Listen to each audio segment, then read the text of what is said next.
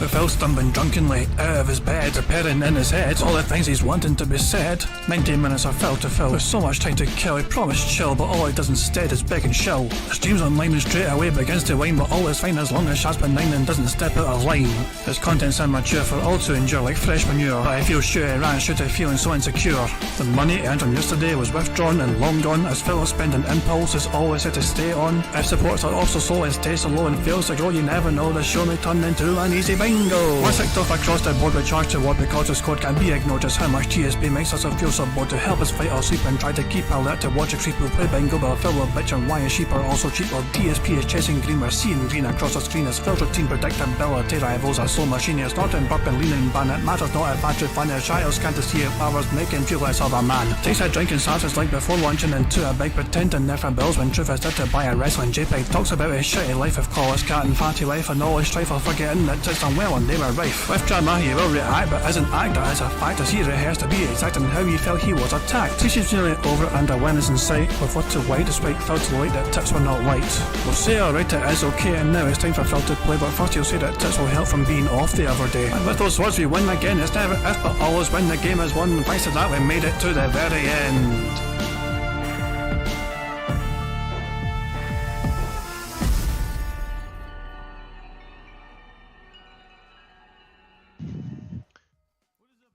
Hey guys, King Jet here, and welcome to DSP Bingo for what is today, Wednesday, 25th of October 2023. I am joined by a very special guest, and that special guest is indeed Raven's Dolphin. So yeah, good morning, good afternoon. Is it morning for you or afternoon? It is the afternoon because... You're East Coast, yeah. You're East Coast America, yeah. East Coast. There we go, yeah. Represent. But yeah, welcome to the stream, welcome to Bingo, finally. But you wouldn't know it by my streaming schedule. Your streaming schedule is all sorts of fucking weird, you know. Like, but it works for me. Like I wake up in the morning, like 8 a.m., 9 a.m. UK time, whatever, and yeah, Raven's streaming, which is fucking great. Apparently, you're hold on. Okay, you're quiet, but I know why. Sorry, I forgot. So yeah, Raven should be fine now. By the way, Raven should be fine. It was very low volume, but that was through me because I forgot I set the volume low before for last night. After I finished streaming Bingo, I played like Rocket League just a little bit, you know what I mean? And I had to load the volume and that. So there you go. Raven should be fine now, volume wise, because he's fine for me at my end, and it should be coming through for you guys as well at your end. Good. But anyway, back to Bingo and back to you being on finally. Oh, thank you to Nugs Medallion for subscribing to the channel. There we go. But yeah, as you can see, Phil's awake, Phil's online, and Phil has lost almost 100 more members. It's got a bag. It's insane. I didn't think he was going to have another big massive drop with that, but there you go. So he's looking for 9 more today, just for today. The coffee man has to provide. I mean, you think Gothi Senpai can provide 100 subs? Oh, God knows. Maybe combined, you know, like maybe fucking emo will come back at the fucking woodwork, and maybe was it Nathan Smith will come out of there out of nowhere, Lisa Lou, all that jazz, you know, all these fucking it's crazy though, man. But yeah, Phil is obviously, you know, he definitely will go on about fucking that massive member drop tonight. He's also trying to ask his audience, you know, the Xbox partner showcase. He's looking for content for his shitey podcast. Because this is my forte. It's a bunch of trailers. They didn't really announce anything, so it's mostly like, hey, you want to see some game trailers for half an hour? So it really wasn't. Here's some stuff on Alan Wake. It wasn't a big deal essentially. It was just basically showing more updated trailers in one event. Yeah, I mean, you're probably going to talk about Infinite Wealth. They're turning that into Animal Crossing. There's a mode in there that make an Animal Crossing. It's really weird and kind of cool. Thank you very much for Kel Denton for super chat. It says West Coast is the best coast. Shout out from LA. I mean, that is subjective, of course. I've personally been to LA. You know, I mean, I've actually been to Los Angeles as a child. I'd love to go to the East Coast though. I also been to LA, and I could only stayed there for a weekend, so it's not much to judge anything. But I've been there. Yeah, I mean, in general, I've always wanted to do like a fucking tour of America, essentially. You know, I mean, I know it's a bit of a fucked up place, you know, at times. And I know some of the people are kind of crazy, But at the same time, though, I've always loved to I'd love to go back to Los Angeles. I'd love to, see California again. I'd love to, Chicago to try their pizza. I'd love to go to New York and try their pizza. I know one thing. What do you know? If there was any time to go to LA, it'd probably be in October because I would want to get far away from here. What's happening around your area in October then? What's up with that? Is it weather or? Yeah, the weather gets a little colder and things happen and people get a little bit nuttier. Yeah, to be fair though, you do hear, even it reaches over here as well, sometimes the storms that happen on the east coast of America, it kills people. It's like, it's horrible, it's like these horrible snow kind of blizzards and all that jazz. It's just crazy weather you guys get sometimes. Yeah, it's insane. Oh, jeez. Anyway. Got a couple of things that we can look at before we begin the bingo properly. First of all, I found this incredibly cute otter short. It's otter begging. I've never heard an otter beg before. Do I know the sound they make? I have no. Sound like cats. Kind of like a cat, yeah.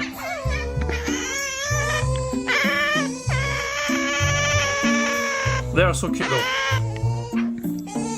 You almost want to give in to whatever they want. They're making these noises, You've got to just give them everything in the world. You just give them your wallet, give them all your food, just give them all your toys, give them anything. And also, they're otters. When's the last time you've seen an otter? I mean, every day when I play bingo, because we're always watching otters. But in real life, no. I've never met an otter in real life. I'd love to. I mean, if the otter came up to you and did this noise, you're like, yeah, here's all the fish. I want to meet the king of the otters, and I want to shake his little hand. That's what I want to do. Yeah, they're very cute. Yeah, and of course we can't watch a YouTube short without revisiting a classic. Jesus. All right, so ladies and gentlemen, 6 million. 6 million. That's a pretty interesting number, isn't it? 6 million. Well, guess what? You're wrong. It didn't happen. You're making it up. Right? You make that shit up. No, how about this? So well banned. Gone forever. Because I don't put up with your fucking bullshit. That's too good, man. That's too good. Now that was good. Now that Amazing. was a fucking good one. Oh, jeez. Oh, my. D-Dog just gifted some memberships. But they're not 90. He needs 95 more. I'm kidding. Oh, yeah. So thank you very much, D-Dog, for gifting the memberships. And this may just repeat several times. And yeah, it probably could repeat several times. So big ups to John Smith, Have a Smashing Day, August Stevenson, Derbear, and Train for being gifted memberships. Thank you very much to D-Dog for gifting those memberships. The otters told me to. Jesus Christ. Those are some good otters in. So that'll play a couple more times, whatever, in the background. So yeah, I think it's actually kind of broken animation a wee bit. I'm not sure. It seems to have frozen up. But speaking of that being said, of course, let's look back on a long time ago when That Being Said held a competition for King of the Ring. Yeah. A competition you done quite well in. Yeah. I already got plans for the next one. Same here, but the people might not know though that it's thanks to me that you done so well in the King of the Ring. Yeah. Exactly. Okay. So fair enough. You picked the song, okay? You wrote the lyrics for it. You performed it. But You put it but together. here, it was down to me aligning the tracks. I had to align the lyrics that Raven sung to the music. I had the hardest job of all. I'm kidding on, of course. I am, of course, joking. But yeah, I had a kind of bizarre thing for Raven. It's like, hey, can you make sure these lights go over the music? And I was like, yes, just 2 seconds. I just put it both in Audacity and then just rendered it and then just exported it as a file. But yeah, the King of the Ring, don't worry, man. I am coming back with a vengeance. I am prepared. And in fact, do you want to hear it? I'll perform a cappella if you want. Nah, save it. It's February. I will say though, there's something involving you in it. In fact, I go after a whole bunch of detractors. Uh-oh. Because it is a competition, you know what I mean? And I go in on people. But it's all in good fun, of course. It's all in good fun. It's all in banter. I don't actually fucking mean any ill will.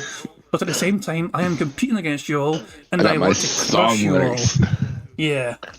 But there's a couple of good bits now I'm quite happy with, you know what I mean? How it kind of flows and jazz. I'm still trying to think of the right, music to go with it, because I've had a couple of different versions. Plus, I think it's a time limit, isn't it? I think that before in the past they had 90 seconds as a time limit for the first round stuff. So, right. So yeah, because of that, and because I'm, yeah. But yeah, I'm looking forward to kind of think about it that way, and I'm prepared for my revenge. I'm trying to do myself some justice there. But so yeah, Phil last night got very triggered by a tip message, and there's this clip, of course, by DSP Transit Memology, very robust clip here of Detractor content. Link is in the channel, people are interested. And so yeah, this is what Phil was triggered by last night. He was talking about a tip discrediting his job and saying he needs to work more if he wants more support. So brace. I've not seen the shit by the way either. I don't think Raven has either. So fucking I have not. Let's just fucking see what this is all about. Oh, so this person, why are we, I don't know why people are so insistent on talking about money that I make on the stream. Because it's straight away. Because you do. You bring it up every regularly. Day. Every day. Straight away, my god. It's just... okay. Why are people so fucking insistent? Maybe because he fucking always talks about it. Really none of anyone's business. He tips another $1. He goes, oh, my $2 tip was a reference to the tip before where you're talking about making $200 a stream to stay late. You assume that you'll stay late every night and you'll hit $200 every night. No, I'm not saying that. I'm saying that I have a life and a family and responsibilities. So let's say, for example, like tonight, I want to spend some time with my wife because... she's working all week, and I want to see her and spend some time with her and relax with her tonight. I've actually had a bunch of late nights this week, so I'd like to not be in here late tonight. Reminder, he is a master of his own schedule. He can stop whenever he fucking wants, technically. Yes. He creates his own schedule, yeah. And also, what life do you have? Like, you're not into baseball, you're not into football, you're not into pickleball, you're not into anything. I believe there's a song that actually sung it for him. He has an Italian life. Italian wife. He has Italian bills. Yeah. But yeah, he is devoid of any fucking actual life outside of fucking Danish teams. His work is his life. I mean, it's not like you go like, okay guys, gotta go do Pilates with my wife or some like, he doesn't even do any of that. It's like, what life do you have? But apparently he's got a life though. It's just that he doesn't share it, I guess. But what if I committed to you guys that if I raised $200, I'd stay late? So now I'm screwed, right? Because now you would have done it. I've committed to something. I'm not going to lie and tell you guys I'm not going to do it and be unappreciative. You ever phone home and say, honey, I'm working late, stuff got real? Okay, I've had to do it a couple of times. Sometimes, overtime has to happen to work because, something bad happened to work, some sort of issue with a system, whatever, and occasionally, also, I work from home these days for the most part, but I'm going to go back into the office soon. But yeah, I know what you mean though, exactly. Sometimes work gets in the way and you have to fucking let your loved ones know, I'm going to be late, I've got to do some overtime, emergency. It's just the way he goes like, well, I can't stay late for $200. I mean, it's the hardcore gaming season in your own mind. Well, you can't just say, honey, from October to December, I'm going to be really busy. So this is one of the biggest games of the year. I know it's only PlayStation 5 only, but still, it is one of the most hyped games of the year. And, he's fucking saying, I can't stay late. Phil, this is one of the games that could get you a whole bunch of fucking money. Right? I'm literally here 6 days a week, full-time hours, actually in this office working longer than full-time hours than if I had a 9-to-5 job, right? Tell me other content creators that do that. 6 fucking days a week. They don't take vacations. They don't take any time away. No, you don't take vacations because you partly can't afford it. There's nothing to really fucking being busy while working. Also, they don't take vacations because streaming's an everyday job. DSP's going live, but I don't think... we're going to build it on speed up just. I want to keep watching this clip. But yeah, he ain't going to do anything in 5 minutes. No. Well, maybe fucking, have an incident. Right? You get all of that of me. Now you're telling me that's not enough. Now I need to also commit that I need to be special nights that are longer and stuff. Like, what are you, crazy? Like seriously, why don't you try? So you fucking only doing work this then? 2 You hours think a it's so night easy, man. and Like, it's wild, 5 what hours you're in a saying. day. Like you're out of control. How much more of me do you want? How about this? If you give me $10,000, I'll come to your house for a week and I'll stream in your living room. What? What? He ain't gonna do that. Well, he turned in 50,000 for a podcast, so yeah, I guess. How about I mean, that? he's Right? scared Like, why of not? people. Can you imagine Keemstar saying, "Hey, Phil, I cordially invite you to stream from my home. Here's 10K." He has the money to do it, but Exactly. he's not gonna like DSP going somewhere. I think so. Anywhere. Keem could call his bluff. That's what I'm saying, though. Keem is actually capable of calling his bluff and say, "Okay, here's $10,000. I invite you to stream. Here you go. Here's the money." Or look at it. or Mudahar, whoever. Oh, you know, yeah. I'm sure there's people out there with like, all right, stupid, I'm game. 10 grand, God, come man. to my house and stream. I mean, it's funny to see if Keemstar would even be aware of it. Whether he might be interested if he's not too busy to try and actually say. But, yeah, Or other YouTubers, they have money. I know, but Keemstar's the first one that comes to mind just because obviously he's tried his best to offer Phil money before to do some things for the fucking sake of business or whatever. But yeah, it's I don't know. I'm pretty sure Keemstar has given up on Phil now. Well, the reason why he didn't take this Keemstar money was he didn't like Keemstar at all. He didn't trust him. He didn't like him. He didn't like that he was a bigger star. And DSP is so crazy. He wants his own little bubble. He's jealous as well because Keemstar has Keemstar hit a nail on the head. You know, they kind of started out roughly the same time. You know, being on YouTube. And Keemstar managed to fucking keep rising and rising and rising, and he was more successful and more successful and more successful. Phil had initial success, but then blew it all. And now he's struggling. So there's a jealousy factor there. Right. Push it to Rising the tides move all boats. Exactly. ridiculous limits of existence, right? People are crazy. Right? Holier than thou. I'm better than those content creators, man. Because I have a job where I work 9 to 5 and I bust my ass at my job and I earn a paycheck, man. And then I come home. See, I'm not on the internet begging for money all day, man. See, I'm better than them, man. No, you're not any better. Everyone's the same. No one's better than anybody else. Here's the deal. I have a life. I love my life. I could have, I mean, what is that fucking life? And I was raving after on what the hell does that life involve? Apart from sitting your arse all day, asking for money, playing games badly, stalling for time, and then just hanging out with your wife while she's fucking bored. Right, and you don't have a life. Like, if you can answer me, what do you do with the 18 hours you're not streaming? And that's a lot of time. Oh, You know, there's a lot of... amount, yeah. I mean, he starts, so his day starts essentially at about, 10 a.m., 10:30 a.m. his time. He starts his stream about 10:45, but kind of around then or whatever. And he'll do like an hour and a half or so of a podcast and play a game for 3 hours with multiple breaks in between. And then he's offline. So he goes offline about 4 p.m. his time, and he returns about 6:30 p.m. Is that right? Roughly those kind of times. Mm-hmm. So yeah, he's got a 2.5 hour break in between as well. And even then, the night stream is essentially just going until... No, it's meant to be a 2 hour stream, isn't it? At night. Yeah. And he's slow walking everything. Like, you see this clip, what did he do in Spider-Man? Nothing. Yeah, it's very fucking boring to watch him play the game, and that's probably why people are so turned off of the Mario stream. Phil's day Mario stream, by the way, did not earn any tips whatsoever. The podcast earned $25. The game itself earned nothing. Wonder if Wonder had a time limit, like every Mario game, it would have gone faster. They took out the time. They're like, oh, he's just gonna spend as much time as he wants in this. Yeah. Levels are now 30 minutes, guys. He's going to turn the game that takes like 12 hours into about 30. Yeah. I love being a streamer and a content creator and a content curator and a gamer that gets to share that with you guys all day, every day, 6 days a week. But outside of the realm of those hours that I have set for broadcast time, which is a very large portion of my life, I have the right to have a personal life.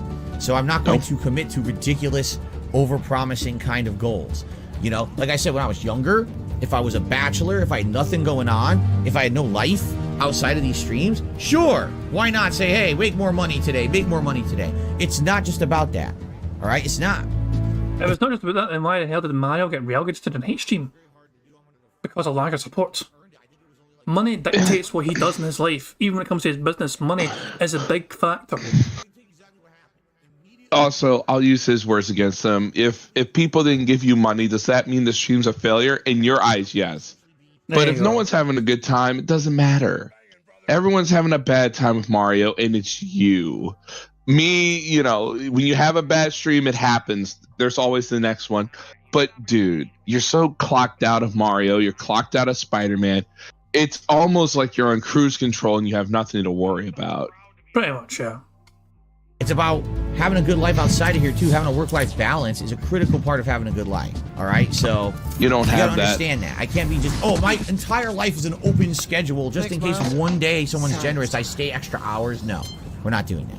I take life step by step by step. When I was back in high school and they said, what do you want to be in 10 years? I told my guidance counselor, you're a fucking asshole. The world's going to change within... I completely forgot about that. Oh my god.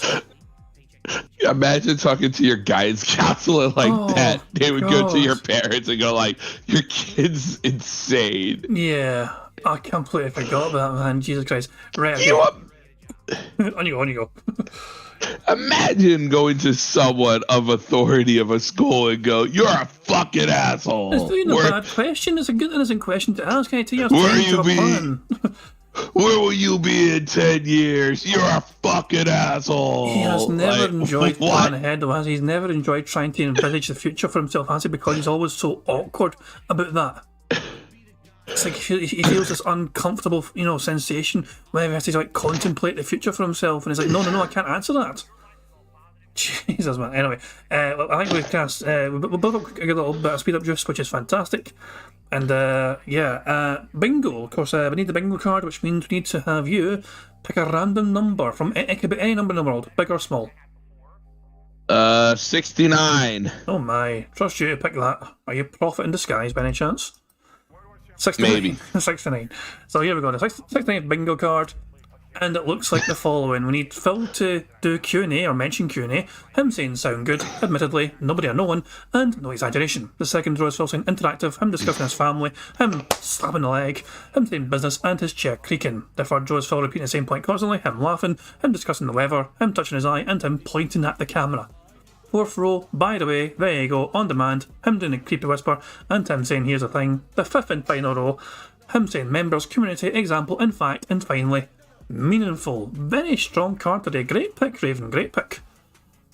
Oh yeah, I come to win.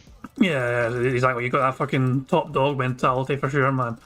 And it's randomising the bingo image background. I don't know what it is yet because I haven't picked anything. If we need to change it again, if it's too similar to something we had recently, I will randomise it again. But we'll have to wait and see what it is, of course. So, is it going to be a long intro today, or does he actually have... Oh, he actually has... He's just wearing a normal black begging shirt. We begging. Yeah. Here we fucking go. Oh, hold on a second.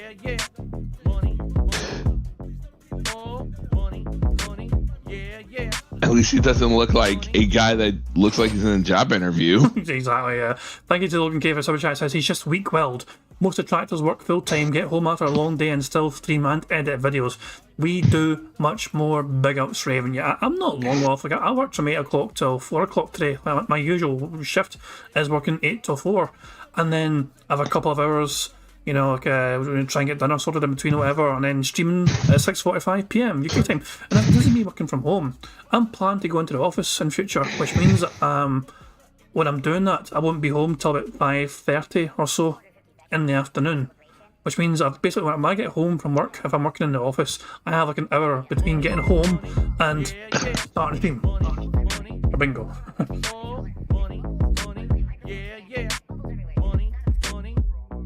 Thank you very much to Carl Denson for the chat. It says, I love the way you say Mario like Luigi does. I believe I think it's referred to you, isn't it? Or is it me? Do you say it strange or do I say strange? You. What, Mario? No, Mario's fine. He's great.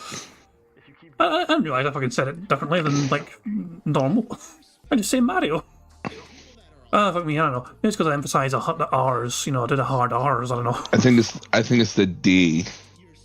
Goodness knows. Anyway, we have a bingo card sorted for today's game. Quick rundown of the wee things we can do to try and get free spaces ticked off. Well, also, if Phil snorts 20 times or burps 10 times before he starts recording for gameplay, free space. If he gets 100 likes from his audience and blows bubbles for him before he starts recording for gameplay, that too gives us a free space. And of course, if we get 100 likes on this very bingo stream right here, not only does that give us a free space too, but we also get to enjoy the Bubbles animation that Pixar Animations so very kindly made for us all to enjoy. And of course, you're very aware of Pixar Animations. He made a legendary video involving you and reacting to a clip about Jaha. So, I've got a wee question for you before we even begin. I think it's an interesting question to ask you. Does it ever get a bit kind of tiring to be known as... Basically, you have a catchphrase, essentially, kind of. About meaning to have a catchphrase, you kind of do. You never get tired of it, nah? Nah, because he's still a bitch. Oh, yeah, of course, aye. But it's all kind of one of these kind of things. I can't think of many detractors that kind of have their own kind of catchphrases, in a sense, about DSP. You know, you might be one of the few that actually does kind of have their own catchphrase, because a lot of that is to do with the short that was made, just to, really emphasising that situation. And yeah, I mean, to this day, though, it is still one of my favourite YouTube shorts as well. And no YouTube shorts, sorry, but YouTube animations that Pixar has made. It's just very well done. And just fucking Phil, you reacting as well. The original video as well of you reacting to it is a great one, which is why Pixar was wanting to animate it in the first place, just because it worked so well, and it did. It's just random. You just see it. You're like, what? Jesus, man. But yeah, makes sense. So I just wanted to kind of, I thought it'd be an interesting question to ask. You know what I mean? Because you're kind of, nah. Yeah. So you don't mind it. You still enjoy being known as a guy that calls Phil a bitch. Yeah. Until he's not a bitch, and until he's something else, he's just bitch made every day. I tell you who's not a bitch, Joe. Steve of the Dead is in the chat. I'll still be a while before I'm back properly. I have to keep moving about and doing things. I can't really sit for very long because of the pressure on my spine, but I'll be back eventually. But you get better, man. You focus on getting better. You do what the doctors tell you. You try and get that spine sorted soon as, pal. But yeah, I'm glad you're at the hospital finally. You know what I mean? Good to see the images of you getting out of hospital. And yeah, man. Hopefully you enjoy some of the bingo anyway before you have to kind of get around and move around and as well. And there he's even saying thanks for all his love and support. We've been going through all this mental world. So there we go. No worries, man. Just you focus on getting better, pal, okay? I mean, that being said, guys, I'll be there for you, waiting for you when you're better and you're ready for it. I mean, and we'll be here as well to enjoy having you on as a robust guest to enjoy Phil's dumbass, antics on the bingos, whatever, man. But we'll all be here for you when you're ready to get back properly. I mean, you're back now, but you get what I mean. You're able to endure it more. We have spine recovering and all that shit. But yeah, welcome back, and I'm sure you're glad to be home. But on that wee mildly wholesome note, I think it's time to begin the bingo. Are you ready, Raven? I am ready. Okay, here we fucking go. Good luck, everyone. What's going on, everyone? It's the final consecutive streaming day. Oh, no. Not only do we have a double new release day yet again, but this morning was the Xbox partnership. Was that camera point straight away? Day of the week. Not only do we have a double new release day yet again. This is pointless. That's a camera point. I'm calling that a camera point straight off the bat. Yeah, it's a camera point. Where is it on the board again? There is it. I don't know what fucking bingo card this is. That looks weird. I don't know if I need to change it yet. It's strange. Okay, we're locked in anyway. This morning was the Xbox Partner Showcase, which we'll be talking about a little bit, and of course, building up the hype for the release of Friday's Alan Wake 2. All this and more on today's Level 1 podcast.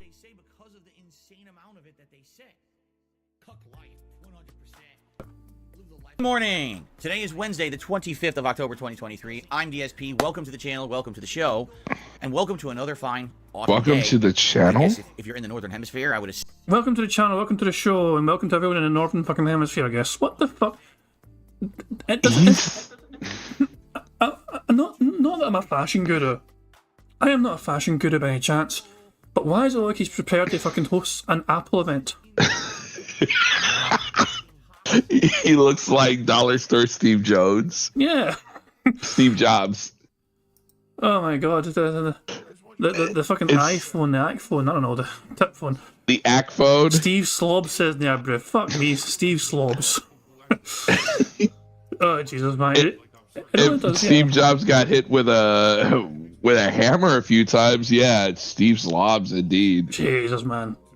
assume that the vast majority of people who watch my content live in the Northern Hemisphere. I wasn't aware of any of you who live in, like, South America. If he was Apple, the things would work and everything would be broken. It would be very expensive. I mean, if only there was a section on YouTube Studio where Phil can actually see where a lot of his audience comes from. Oh wait, there it is. Oh my god. It's like, and it's like, I assume most of my fucking audience comes from the Northern Hemisphere. I mean, I've got, apparently, I mean, obviously D-Dog is from Australia. He's a crazy bastard right enough. I mean, wake up at fucking 5 AM, 6 AM this time to just watch fucking bingo stuff as well and Phil's antics, you know, but yeah, I mean, I think it's safe for both of us to say we do have quite a worldwide audience ourselves. There's detractors every corner of the earth.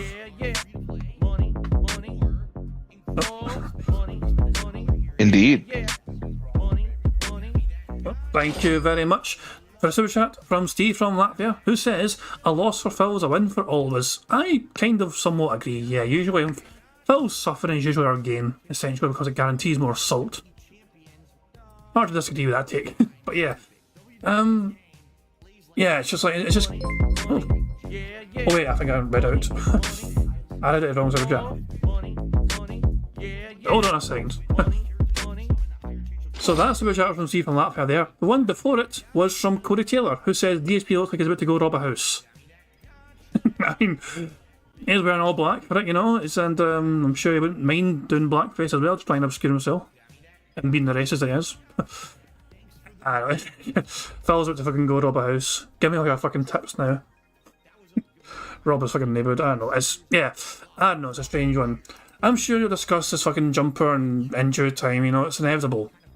Because he's wearing something new. I'm pretty sure there's going to be some different things we're not going to see again. That jumper he had, it was like a black jumper as well, but it wasn't this black. It was kind of like, it was like kind of grey, and it clung to him as well. You know what I'm talking about? It looked awful. You know, it didn't look fucking great whatsoever. And people made fun of him for it, and people made their own memes and images from it. And I don't think he's ever going to wear it again. Just like the Zelda jammies have been relegated forever because he's so embarrassed with the fucking backlash he received for wearing things like that. He really just did this for a low tier god. He just wants him to be his boyfriend.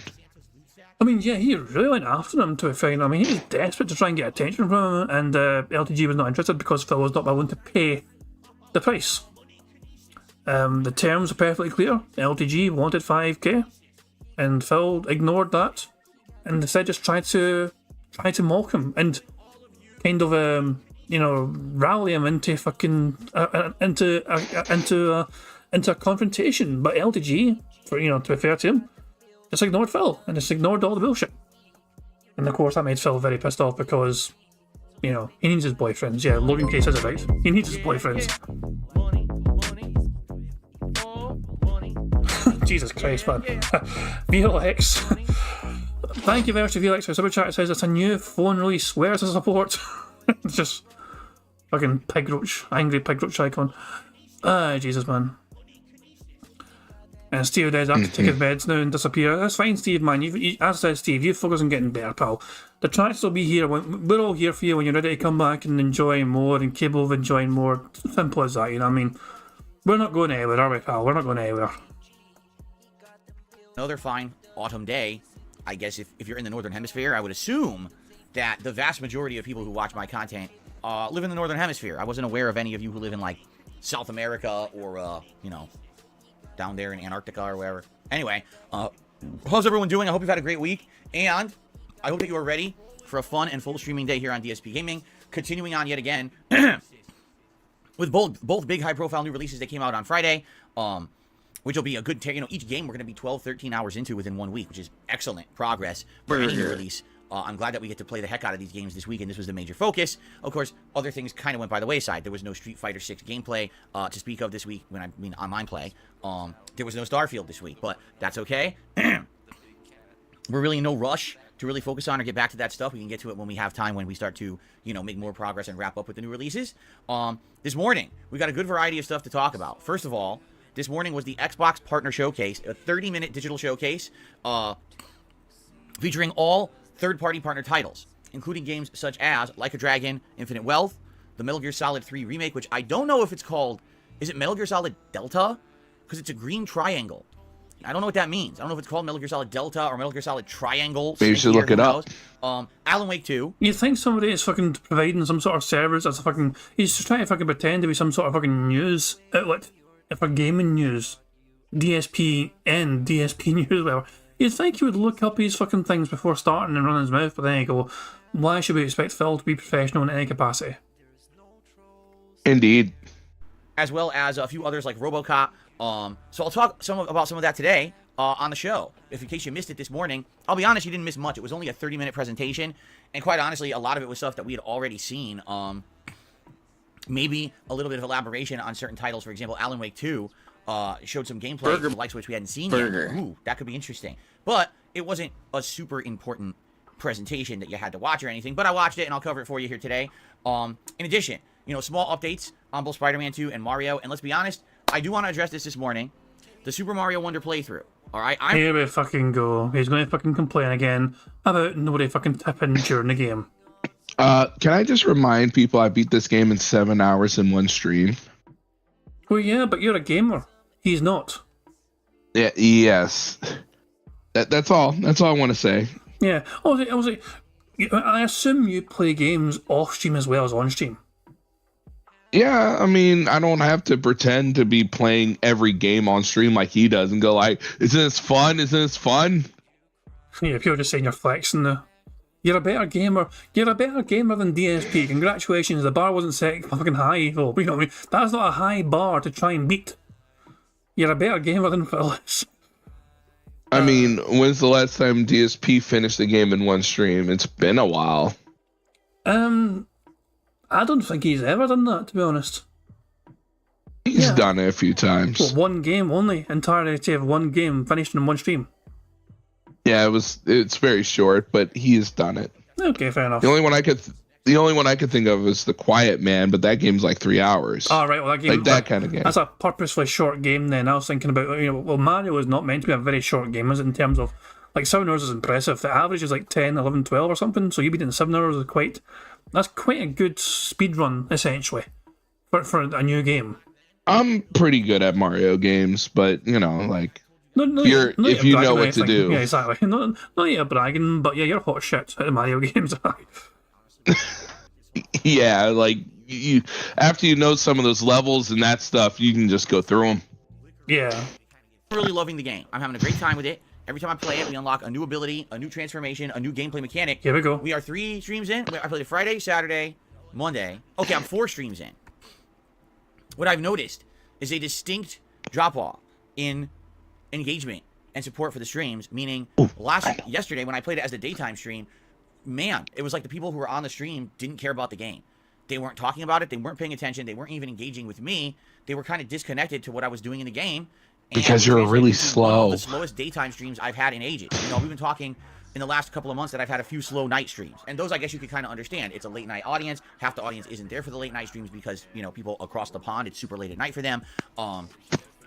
It's typically shorter streams and not an ongoing narrative style deal when I play those late streams. So if you were going to have like a stream with less engagement and support, it would be a night stream, right? Well, yesterday was the daytime stream. And I'm not kidding. I wish this was an exaggeration. The podcast went fine yesterday. We had fun. We hung out. People talked. People contributed. We had lots of interaction. If this is not money, why are you complaining? It's so fucking... I love how he's trying to fucking spin it. It's like, nobody was fucking interacting with him or engaging with him. The bottom line is money. Everything else was okay for him in terms of the attendance was fine. People in the chat were talking okay and everything else. But the one big thing that he bitched and whined about was money. The lack of it. And we can see this actually from the trips tracker. Phil is actually having a bad time of it as of late he's had one good stream in the last week, and that was Spider-Man 2. He got $200 at night playing Spider-Man 2. That's the... Yeah. Oh, sorry. I was just going to say everything else has been quite poor for him. He's not even fucking... 4 of the last 5 streams, he's not even made $100 that day for tips. And for DSP, that's bad. That's the thing. He's over here going like, I wonder why Mario Wonder's not happening. It's like, 1, you sat on it a few hours. 2, before you even touch a single minute, the people that actually played the game have finished it before you even touched it. Yeah, Phil in the last 4 Mario streams, he's He's made in total $159 from 4 streams of Mario. He's averaging $40 a stream. You got your investment back, but you don't care. You're gonna milk it for all it's worth. Pretty much, yeah. Fucking pretty much, yeah. And of course, he might blame Nintendo. Because that is what he fucking does. He always fucking likes to blame Nintendo and Japanese and all that shit. Because he's that kind of person. It was as if I might as well not have even been here. It was a complete disconnect. People weren't talking with me. They weren't discussing the game. And I'm not kidding you. There wasn't a single tip. There wasn't a single, like, member. Nothing. There was a member, though. Phil, I don't know why Phil ignored it. There was definitely a member. I saw it fucking pop up for him. He gained a new member, and he added it as well, so he's just forgotten. He's just missing a new member to try and fucking make himself sound more pathetic and more needy. What the hell? He's actually lying about being the members. That's something on. Sorry. And to use his own words, when you say that Mario stream was a failure, you're the one that said, "Oh, if you guys don't give me money, it's a failure, and I feel sad." And it tells me something. No, it doesn't. You're sitting here like a school teacher and literally telling everyone to get up and empty your pockets. It's pretty much, yeah. This is nobody. So he just said there as well in a Spider-Man stream last night, his money is nobody's business. And yet here he is making it a fucking point of discussion on his podcast. You guys didn't give me enough. Where's Micah? It's like, you're not good enough. I'm not having that problem today. I'm fucking getting good contributions today. Thank you very much to Kill Henson for the super chat, who says, "Why is he dressed like he's going stealth? This snort will give away his positioning." James Snort Burnell 007. Yeah, I mean, who knows? He does actually look like he's going out in some sort of Black Ops mission of sorts with that fucking jumper. But then again, it's just a plain black jumper. That's all it fucking is. There's nothing really special about it, I guess. You know what I mean? It just looks like a normal black jumper. Although because he's wearing black, I associate that with begging. Because of the historical black begging shirt. Those were the days, Those were the fucking days. Oh, he's begging, alright. Yeah, and that's also right now he's fucking begging, right fucking now. But, yeah, Phil's made it fucking clear. But it doesn't matter how many fucking people are on his fucking stream. It doesn't matter how many people are talking in the stream and enjoying themselves. So the only factor for Phil is the money. But he's pretending it's other things. He's pretending that people aren't interested and people aren't engaged. But they are there. They're there watching you. You have to tell people to stop spamming emojis. That pink face thing was getting spammed over and over again, and Phil fucking had to tell him off and stop spamming the emojis and all that shit. So when Phil was demanding people to shut up, there was less discussion. He done it to himself, essentially. The game, and I'm not kidding you, there wasn't a single tip. There wasn't a single, like, member. Nothing. During the 3+ hours that I played the game. I was playing it and having a bunch of fun. I was trying to engage the audience and speak with those who were here, but man, it was tough. And it confuses me, because I actually really like the game a ton. And typically, when I really like a game and that comes through on a stream, that means that people can see that level of enjoyment, and then it becomes engagement, and then it becomes... But you're not. Support, you know, it all goes hand in hand. And this is a case where I think I really like the game, but maybe it just doesn't resonate with my viewing audience, which is weird, because I know that this game is doing well otherwise. I know other people are playing it, other people are enjoying it, doing playthroughs, no problem. But for some reason, for me, this always tends to happen. Can you pause for a second? Whenever I play a big... Go. No? Go, I Okay. said. Yeah, I said go, sorry. No, It's fuck just, you. it's just the way he says, like, everyone else is enjoying it. How come God, they're yeah. not giving me money? The envy, the jealousy, the sheer fucking hatred that other content creators can stream this game. He's playing as well, and they're more successful than him. And he's like, what the fuck's going on? And why is it okay for them to make money but not me? Why are they watching them instead of me? Well, I don't know. Phil, figure it out. That doesn't sound like a wee problem. That sounds like a Phil problem. You know, that's not... As Phil said last night, his fucking money is not any of our concern. Not his audience's fucking concern as well. So, yeah. Why is no one watching my Mario stream? Maybe because you're really slow and you read everything out and everyone wants to just blast through it. It's awful. It is awful stuff indeed. It's so boring to watch because he's playing the game, but he's trying to get everything in one go. He wants to try and platinum the game. So, and that means sometimes you have to replay the same levels and try and get the things they miss sometimes. Hang on, actually. I need to change a wee set in my streams. My stream's been a wee bit funny, so I'm going to lower the call tail a bit. I had it at 6,000 kilobytes, but I think I'm going to lower that a wee bit. I don't know, OBS has been a bit funny today, so hopefully me lowering that a little bit will make things better. Fingers crossed, anyway. Yeah, if the stream's having issues at times, you guys just like refresh it. Hopefully, it should be fine. But yeah, it may be me and maybe YouTube. Who fucking knows? It is kind of temperamental sometimes. But, and also, he ran off all the Nintendo whales. Like he just doesn't like Nintendo. That Amiibo rant he had, that Amiibo rant, he lost a couple at least of whales that fucking time when he ranted about the pointlessness of Amiibos and all that shit. They're really cool things. Like him, he goes like, "Oh, they're lame." Well, like, let people have what they like, Phil. I don't know. I guess people aren't allowed to fucking enjoy themselves with whatever they fucking want to enjoy themselves with. Indeed. God, my fucking OBS is going fucking mental today. What the fuck's going on? I just keep seeing it change colours like it's a fucking rainbow. Hopefully it's okay at everyone else's end. But for some reason, for me, this always tends to happen. Whenever I play a big first-party Nintendo game, notably Mario. Because sometimes with Zelda, that'll work. We played Metroid Dread a couple years ago. That absolutely worked. But for some reason, every single time I play a Mario game, this happens. In fact, I remember playing Super Mario Odyssey, 4 or 5 years, or 5 years ago, right? No. 6 years ago. Holy crap, man. Can you believe it's been 6 years since Mario Odyssey? It doesn't feel That's like eternity ago, I remember Phil. playing it and really enjoying it, telling you guys how much I love the creativity of the hats and the world design and everything. And basically, the audience, again, did exactly the same as what's happening now with Mario Wonder, where the further in I got into the game, people would say things like, oh, the game's for kids, the game's not that fun or engaging. I'm like, huh? I really don't understand it. Maybe we're different generations. Maybe that's what it is. I grew up in the 1980s and 90s playing Mario. Different generations. Is Phil trying to imply his audience are full of children? Yes. Ian Lee claims that he has an adult-style audience. It doesn't really add up. It doesn't really correlate. It doesn't add up. Now all of a sudden it's a fucking generational fucking difference as to why people aren't giving him money to play the game. Just bear this in mind. One simple observation to bear in mind. If Phil had been given one extra tip yesterday playing Mario, and that tip was for at least $50, this rant wouldn't be happening. Right. One person. It's all about the money. Yeah, exactly. One person not contributing a certain tip is the difference between a rant and not a rant. Now, for fuck's sake, Brian, I think what Phil might say is generation, not generation, generation. Also, if you don't care about the money, you're literally just telling them, oh, you guys say I like this, and then you don't give me the money, so I'm punishing you anyway. Fucking enduring Phil every day is a fucking punishment in itself. It says literally no one told Phil this. He had 376 viewers on the stream.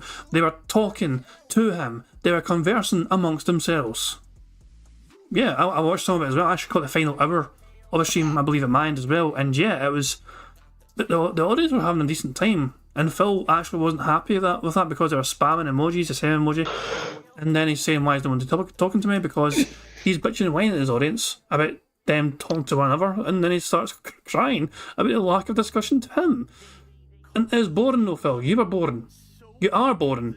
You always will be boring. There's nothing to fucking get around that. You're just a boring person in general. And yet, still here we are making content about him because of some sort of bizarre... I can't explain the fascination people like us have with Phil. Because he is really so boring. Like, how do you explain that? For such a boring bastard, how do I manage to fucking make content about him every day? I don't know, man. I don't know. It's crazy to me. Mario is always going to be a part of my core gaming experience because that's what I was playing growing up. So whenever a new Mario game comes out, I'm excited for it, right? And I love to see what they're going to do with the character, and particularly with Super Mario Wonder. I feel like they've really returned to the roots of what makes a Mario game great, and they have absolutely hit the nail on the head, as they say, and it's resonating with me for sure. So why then isn't it resonating with the audience? It did seem like you guys were interested in this game Friday, Saturday, and all of a sudden now, right? So I don't know. We'll talk a little bit more about that. But yeah, we got an interesting show today. We got a good amount of stuff to talk about. I actually have to prepare for Friday. I have to get Alan Wake 2, which I'm actually thinking I may finally redeem my Microsoft points. I don't even know what they're called, but when you have Game Pass, you earn a certain number of points whenever you play a game. You boot a game, you do an achievement in a game, you earn these points. I have over 30,000 points. I've been accumulating these points for like 2 years, and I think it's enough to get like $30 of credit towards anything. So I think I might use that. I might actually redeem that and get like my $30 and put that towards Alan Wake 2 on Friday. Save a few bucks. Why not, right? It's just what a there. cheap ass. Never gonna get used if I don't use it. It's just gonna sit there kind of accumulating further and further, but what's the point? So I'm thinking about maybe using it, for this game coming up. I guess I'll see. I'll figure out how much it is. I think I want to save like around $30, so if I can redeem it for the 30, I will. Maybe it won't be enough. Maybe I'll WWE Champions time. 3 coming up. There's a couple games probably I'm getting in December. So whatever I can do, to, when I have enough points maybe to redeem towards something. But anyway, Friday will be a very exciting day with not only the release of Alan Wake 2, perfect game for this season, horror-themed game for, the Halloween weekend, but also Five Nights at Freddy's the movie releases on Friday. And This fucking dumbass. Just why does he feel the need to do this with? Look at his eyebrows. The Halloween weekend, but also There. That's shit. Yeah, the eyebrow thing. Like, I'm gonna raise my eyebrows up twice to generate interest in the game that I'm talking about. Like, what the fuck, man? He's got such a bizarre face. Yes, he's an ugly bastard, but it's still a bizarre face. It's like, are you buying this shit? I sure as shit ain't. Five Nights at Freddy's the movie releases on Friday, and I will be getting Peacock, probably just a free trial, to watch the movie and review it for you over the weekend. So we got a lot of horror-themed, very pertinent, timely stuff going on next week, which I'm excited to talk about, all right? So good stuff, right? Good stuff all around. Burger. And I welcome you here to the channel. I hope you'll chill with me all day long, because I am very excited to jump back into the new releases. Spider-Man 2 is really good. Like, the further I get into the game, I'm liking it more and more. Last night, we finished up the Prowler plotline for Miles Morales, which had a pretty nice ending. And then we did a lot of other new side content, including fighting hunters that have these bases throughout the city, and had a big finale mission where you have to go to like a big hunter base and take out a bunch of these hunters with stealth. If possible, you could fight them head up, but stealth is more effective. Continue to level up. Well, that's why he's wearing black. For stealth. Yeah, someone said it earlier on, yeah. I forgot Spider-Man had stealth missions in it. And as a reminder, everyone, so when did you get Spider-Man again, the game, Spider-Man 2? Monday. And and you finished the game already? No, but I'll probably beeline it today, clean up some stuff. The things that he does on stream. Oh, because, Yeah, you're further ahead than him. That's right, you're further ahead than fellas in the game. Yeah, the way he's playing it, he's like walking around. Like, for me, I play games like they're on fire and they need to be put out. Well, but you don't just play it once like Phil, do you? You will often go back to some games, won't you? And enjoy it at your own pace. I'll go back a few of them, yeah. It's just, when you're doing a stream like this, he wants to do like, I'm going to do side content. It's like, no, if you had an hour to do the side stuff and then all you could do is just beeline the story, that would be so much better, but you will not mid-max the stream for that.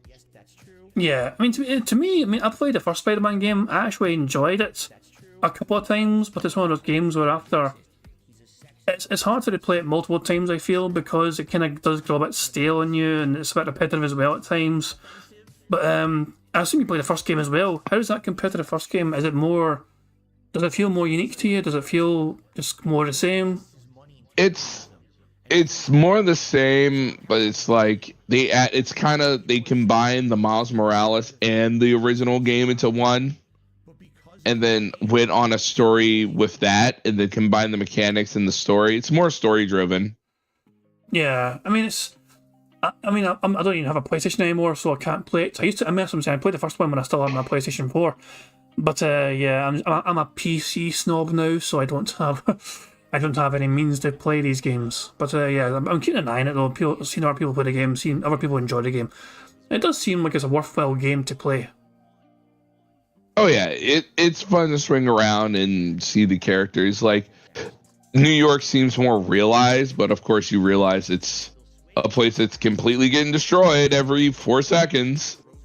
Oh yeah, with fucking Spider-Man and some everyone, and then no wonder. But yeah, it's one of those games that I've always kind of been interested in. Like Spider-Man, it's something about that Spider-Man. Like, it doesn't work for...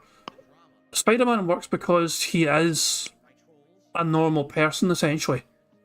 And like games like... Right. I've seen somebody talk about this the other day. Games like The Flash, you can't make a Flash game because video games wouldn't be able to handle that kind of speed that you'd fucking go. Same with Superman as well. Superman's working just as fast, essentially, isn't he? But, these games don't work too well because these people are not normal people at the end of the fucking day. Well, I guess Flash is, but he can't handle that. Computers can't handle that kind of speed in a game. But Batman and Spider-Man, those are just normal people who have abilities. Right. You need a superhero that has weaknesses to punching. Yeah, exactly. Limitations as well. Yeah. like Superman can take bullets and heat and all this. He has all this shit that you go like, okay. Yeah. Anyway, I can derail myself a wee bit there, sorry about that. But yeah, just kind of thought I'd, blabber about games. I don't play a huge amount of games these days myself, but yeah, I mean, I probably should try and get some more PC games and enjoy them more often. I've got Steam after all, for fuck's sake, you know what I mean? So I might as well try and, embrace some more games. Indeed. Miles and get them more abilities and more traversal and stuff like that, which is really neat. And then at the end, we did another major story mission, and we're actually in the midst of another one. We actually were doing two. We did one that regarded Black Cat, a recurring character in the Spider-Man universe, and now we're in the midst of a mission without, this is minor spoilers, but it's regarding Mysterio, of all people. Now, Mysterio had not been in the previous Marvel Spider-Man games, but he is a character in this, basically like a reformed criminal. So it's pretty exciting because he showed up and it was a whole like virtual occurrence that happened. That was really neat, and I'm looking forward to continuing because we did the Miles side of the mission, but now we're switching over to like the Peter Parker side of the mission to see what happens. So, man, this game is great. The graphics, whew, we're now at a theme park, and we're walking through this theme park that's supposed to be actually at Coney Island, which is a real area in New York City where there is a theme park, and the lighting is excellent. The graphics are great. Like, dude, this game, it really does feel like you're in New York City. It's pretty well done. I mean, the only thing I would say is, way less people, because good for the Lord, if you had the streets filled with people like they are in real New York, they'd never be able to render it. But it's quite entertaining and fun, this game. I'm having tons of great experiences with it every time I play it. Every time I play it, also, the audience is engaged. That is one thing I will definitely say about Spider-Man 2. Said every time I play it twice. With the gameplay. You're talking about Spider-Man and his lore. We're talking about the game. We're having fun as I swing through the city. It's been a great experience. Even, 10 hours in? Let me think about that. 10 hours in, correct? We're 10 parts in? I think so. I'm glad that we're at that length into the game, and you guys are still enjoying the game as much as I am. That's great. Although it's funny, so last night we had our stream and I upload. Guess what? One of the Spider-Man videos got claimed. And I was like, how did Spider-Man get claimed? Because get this, at the end of the Prowler mission line, all right, to warn everyone out there, your uncle, who is the Prowler, is playing a record. It's supposed to be a record that your dad used to own. And the record, as it plays, I'm not kidding you, this record plays for a grand total of maybe 50 seconds. Okay, it's just background music. Gets claimed. That's quite a long time for you to pick up on, though. Sometimes you can only get away with like 5 seconds, maybe 10 seconds at most. 50 is a long time. Also, a video being claimed, why do we care? And why is it fucking pertinent? Because Phil's always telling us that he barely makes any money in ad revenue anymore, so what's the big fucking deal? Why should I care if a Spider-Man playthrough got claimed? Like, am I supposed to go like, oh my god, if I see an ad, am I gonna stay longer? It's just fucking bizarre. I don't know. It's still visible. The video's not blocked or anything. You can still see the fucking video on his fucking channel. So it's not big. It's not a big deal whatsoever to the audience. I mean, some of my fucking streams get claimed. Sometimes I play things on the stream which gets claimed by BBC, the British Broadcasting Corporation, not the other kind of BBC. Or sometimes I'll play an old comedy clip which will get claimed as well, or even music sometimes will get claimed. It happens. Sometimes streams will get claimed, or sometimes will get claimed because there's a certain segment which has something playing that YouTube will pick up on. This is not a big deal. And it shouldn't be a concern to anyone. But yet, Phil here, of course, makes a big fucking song and dance with it. I can't monetize that particular video. Please make sure you step up your contributions. Fuck off. Whole video. I was like, you gotta be kidding me. You couldn't even hear the music for more than like a second. You couldn't really hear it. And it gets claimed on YouTube for it. I'm like, this fucking website is something else, man. It's just like, are you out of your mind? For like a little clip, right? Not even the whole song. Not even played exclusively so you could hear it. It's literally playing in the background of a story cutscene. And YouTube fucking claims the video. It's the most atrocious, egregious violation of copyright law. And I don't know what YouTube thinks they're doing, but they are really cruising for a lawsuit at some point. So all it's going to take is one person who's rich and is just pissy and just wants to teach them a fucking lesson, to slap them with a lawsuit and be like, your entire DMCA system is shit, your whole content claiming system is shit, you can't do this, it's completely illegal every time you have one of these claims, which it is, and then they'd have to fix their system. But again, when you have a website that allows you to use it for free, to upload unlimited content for free, to monetize and make money off of that content, you're likely not going to slap the hands that feed you, right? And that's why this has never really been worked out, but they need to fix their stuff. You know what I'm saying? But man, not that it's a big deal. One video in my playthrough getting claimed like that is not going to destroy my playthrough or destroy me. I'm not one of the YouTubers who puts out one video a week, and it's a highly edited video, tons of content and work into it, and then I can't make money on it. That's not the case. So don't really care having one video demonetized. I just find it absolutely hilarious that we're in 2023. And it's the same broken system that they've been using all these years. They never update it. They never refine it. They just, there was a song playing in the background of a 10-second cutscene in your 1 hour long video. And that gets fully claimed by Warner Music Group. And they get the entire rights to your video because of it. How can you even argue that that is fucking legal? You can't. You can't. No court of law would say, you had a movie And in this movie that lasts an hour and a half, a song played for 20 seconds, and now the people who made the song own all the fucking advertisement rights to your movie. There's no court on planet Earth that would rule that way, but that's how YouTube works. I mean, usually you'd fucking apply for permission to use particular clips. That's how it works on YouTube as well. It's kind of funny. I was watching random like videos earlier on today while I was working. You know the show Hot Wings? Yes. You know, it's that guy Sean, whatever he's doing. He's interviewing all these different celebrities while eating hot wings. And there was an episode they had with Shaquille O'Neal, and he kept trying to segue clips from his other stuff into the show, but the Hot Wings guys couldn't actually get permission. So anytime Shaq would try and say, "Here's a clip," then a wee thing would pop up and says, "Yeah, we haven't got permission to play this particular thing." But I'm saying, sometimes shows that and get these permissions on movies as well will not just randomly play someone else's work without seeking permission first to have their work appear in their movie. There's always legal loopholes that people have to jump through if they want to play other people's media in their products. So Phil just thinks, so really, and Phil's blaming YouTube here when it's not YouTube's fault. YouTube didn't fucking copyright strike him or whatever, or copyright claim him or whatever you fucking call it. It wasn't them. It's on their website, yes, but it was the people behind the music that made sure that their music was going to get claimed from anyone that tries to use their work. So it's not unfair he's blaming YouTube in a situation when it's not them at fault here.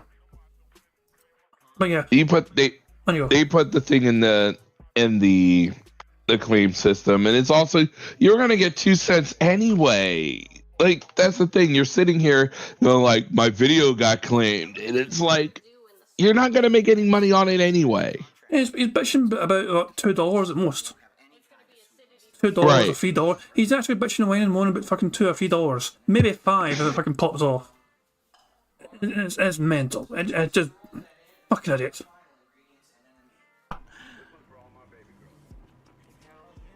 Burger. Anyway, it's not a big deal. I'm just mentioning it because every once in a while it's worth it to mention. It's not a big deal, but I'm going to spend 3 minutes crying and bitching and whining and moaning about it. If it's not a big deal, then why share it with us all? Anyway, it's not a big deal. I'm just mentioning it because every once in a while it's worth it to mention that YouTube is still broken. No, but yeah, I really enjoyed Spider-Man 2. I'm looking forward to more today. I'm really enjoying Super Mario Wonder. I can't wait to play it more tonight. I just hope that people show up and engage and support because here's what I'm nervous about. Super Mario Wonder, by all reports, okay, if you just turbo through it, you can beat it in about 10 hours. Well, I'm 10 hours in, and we're in World 4 of 6 and then the final castle. So I'm definitely not done yet, and I would say if you judge by what people are saying, probably 20 hours, if not a little shorter, we'll see. But what I'm nervous about is every time I play Mario now, I'm just playing it for myself, right? I don't want that to happen. I want that whenever I play a game, I have an audience that comes out and chills. And every game you play for yourself. That's why I stream, or else I would just not turn the stream on, and I would just play games for myself, right? I mean, that's the point, is that I'm sharing with an audience. You guys engage, you like what I'm doing, you like the gameplay I'm putting out, and then you support it. That's the whole model. That's how it works. If I'm sitting here and just playing Mario, and the audience doesn't care about Mario, there's a problem there. There's a disengagement. You understand? I don't want disengagement. I want people to enjoy everything I'm doing, and tuning in and having a good time with me. So yesterday's stream, yeah, it actually really disappointed me. Because I always want to know that I'm doing the best for my audience and I'm giving you the content you want and you're enjoying what I'm doing. All reports were you guys absolutely Guilt trip. Everyone wanted Spider-Man, everyone wanted Mario Wonder. The reports of both games were great. They are, in my opinion. And I was hoping that that would resonate. I guess it didn't, or maybe it was just an off night. I don't know. But man, it was disheartening when yesterday we were playing for 3 hours and literally the audience was not paying attention. I was like, you gotta be kidding me, So let's see what happens tonight. I'm playing it again tonight late. We'll see what happens on the late stream. And I certainly hope that it'll turn around. But if it doesn't, I guess it is what it is. And I'm just gonna have to deal with the fact that every time I play Mario, we're gonna have a not so exciting night where people aren't going to be that engaged or caring about the game. I just guilt trip. I don't know. And But why isn't it just drop the game then? Yeah. It doesn't make sense. So I was on Brandwood's stream earlier on as a viewer, just enjoying what he was doing. He went over Phil's 2022 list of top games and worst games, and Splatoon 3 came up. And I actually looked at the stats for Splatoon 3. Phil played it 3 times only. But he averaged like $147 per stream and tips. The engagement was there for Splatoon 3. People were clearly enjoying it. People were interacting with it. Phil claimed to really like the fucking game as well, and yet he dropped it after 3 streams, which So if money was not the issue, then Phil must have been lying about enjoying the fucking game. And he played Splatoon so badly. Like But he plays most games badly. Yeah. Like Splatoon was spectacularly bad. That he's like, oh, the views wasn't there. I'm like, Phil, you get most of your money on stream. You don't get your money on views anymore. Yeah, it's on-demand support. Him playing a fucking game that day, it doesn't matter how many views that fucking video gets, essentially. It doesn't matter how many likes it fucking gets. The bottom fucking line has whales fucking turned up to give him money, hand over fist, to fucking make sure it's worth his time streaming that day. Also, right, on you go. Sorry. He's going here going like, oh, the money's not this and not that. And then you're sitting here literally going like, I don't know what to do with Mario. I'm playing it for myself. How dare you guys make me play this game for free? Of course, as well, he said Splatoon 3 was the same as Splatoon 1 and 2. I mean... It's really not. Yeah, I mean, yeah. Also, this is also an old 2022 kind of countdown cast, whatever, but yeah, it was bullshit. Most of his fucking reasons and logic for these fucking lists are fucking bullshit. He had 13 worst games, and he had 17 best of games. It's such a strange fucking number. I'll say this too, alright? I absolutely will say, sadly, there are a group of people who keep coming to the streams who try to derail it. They come in here with a bunch of sock accounts. If you haven't noticed, in the last couple of days, I tried to take care of that. I banned a lot of accounts of idiots coming in with their sock account bullshit. And what people have been explaining is that what it is, it's a group of 2 or 3 people who sit on a Discord server, okay? Phil, can you prove this? I'm waiting for evidence. I'm waiting for proof of this fucking, this detractor shenanigans going on. Have you seen evidence of this, Phil? Of what Phil's saying here, Raven? Mm-hmm. You have seen evidence of detractor shenanigans going on from Discord? Oh, no. No, that's what I'm saying. So you've not seen any evidence. Phil claims to have his evidence. Why wouldn't Phil just show the evidence in? He always fucking claims. He always claims these fucking things where he has evidence of detractors and all the messed up things they're fucking doing, but he refuses to fucking ever show the evidence. He'll talk to you about it, but he refuses to back up his claims. And he never will. Never will. They're the biggest group of fucking losers you can find on the internet. And all they want to do is come in here with 1 million accounts and talk to themselves and act like they're a big group of friends when in reality it's 2 or 3 people pops, that's it.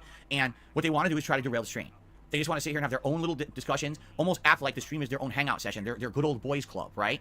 And then when newcomers come in, they'll come in and they'll make jokes about things. They'll try to actually belittle people who aren't contributing or aren't channel members. And they'll try to make it to feel like it's not a welcome community, which is totally against the philosophy of what I stand for. Burger. But they do it on purpose. It's not a welcome community. Your community is a piece of fucking shit, Phil. You fucking...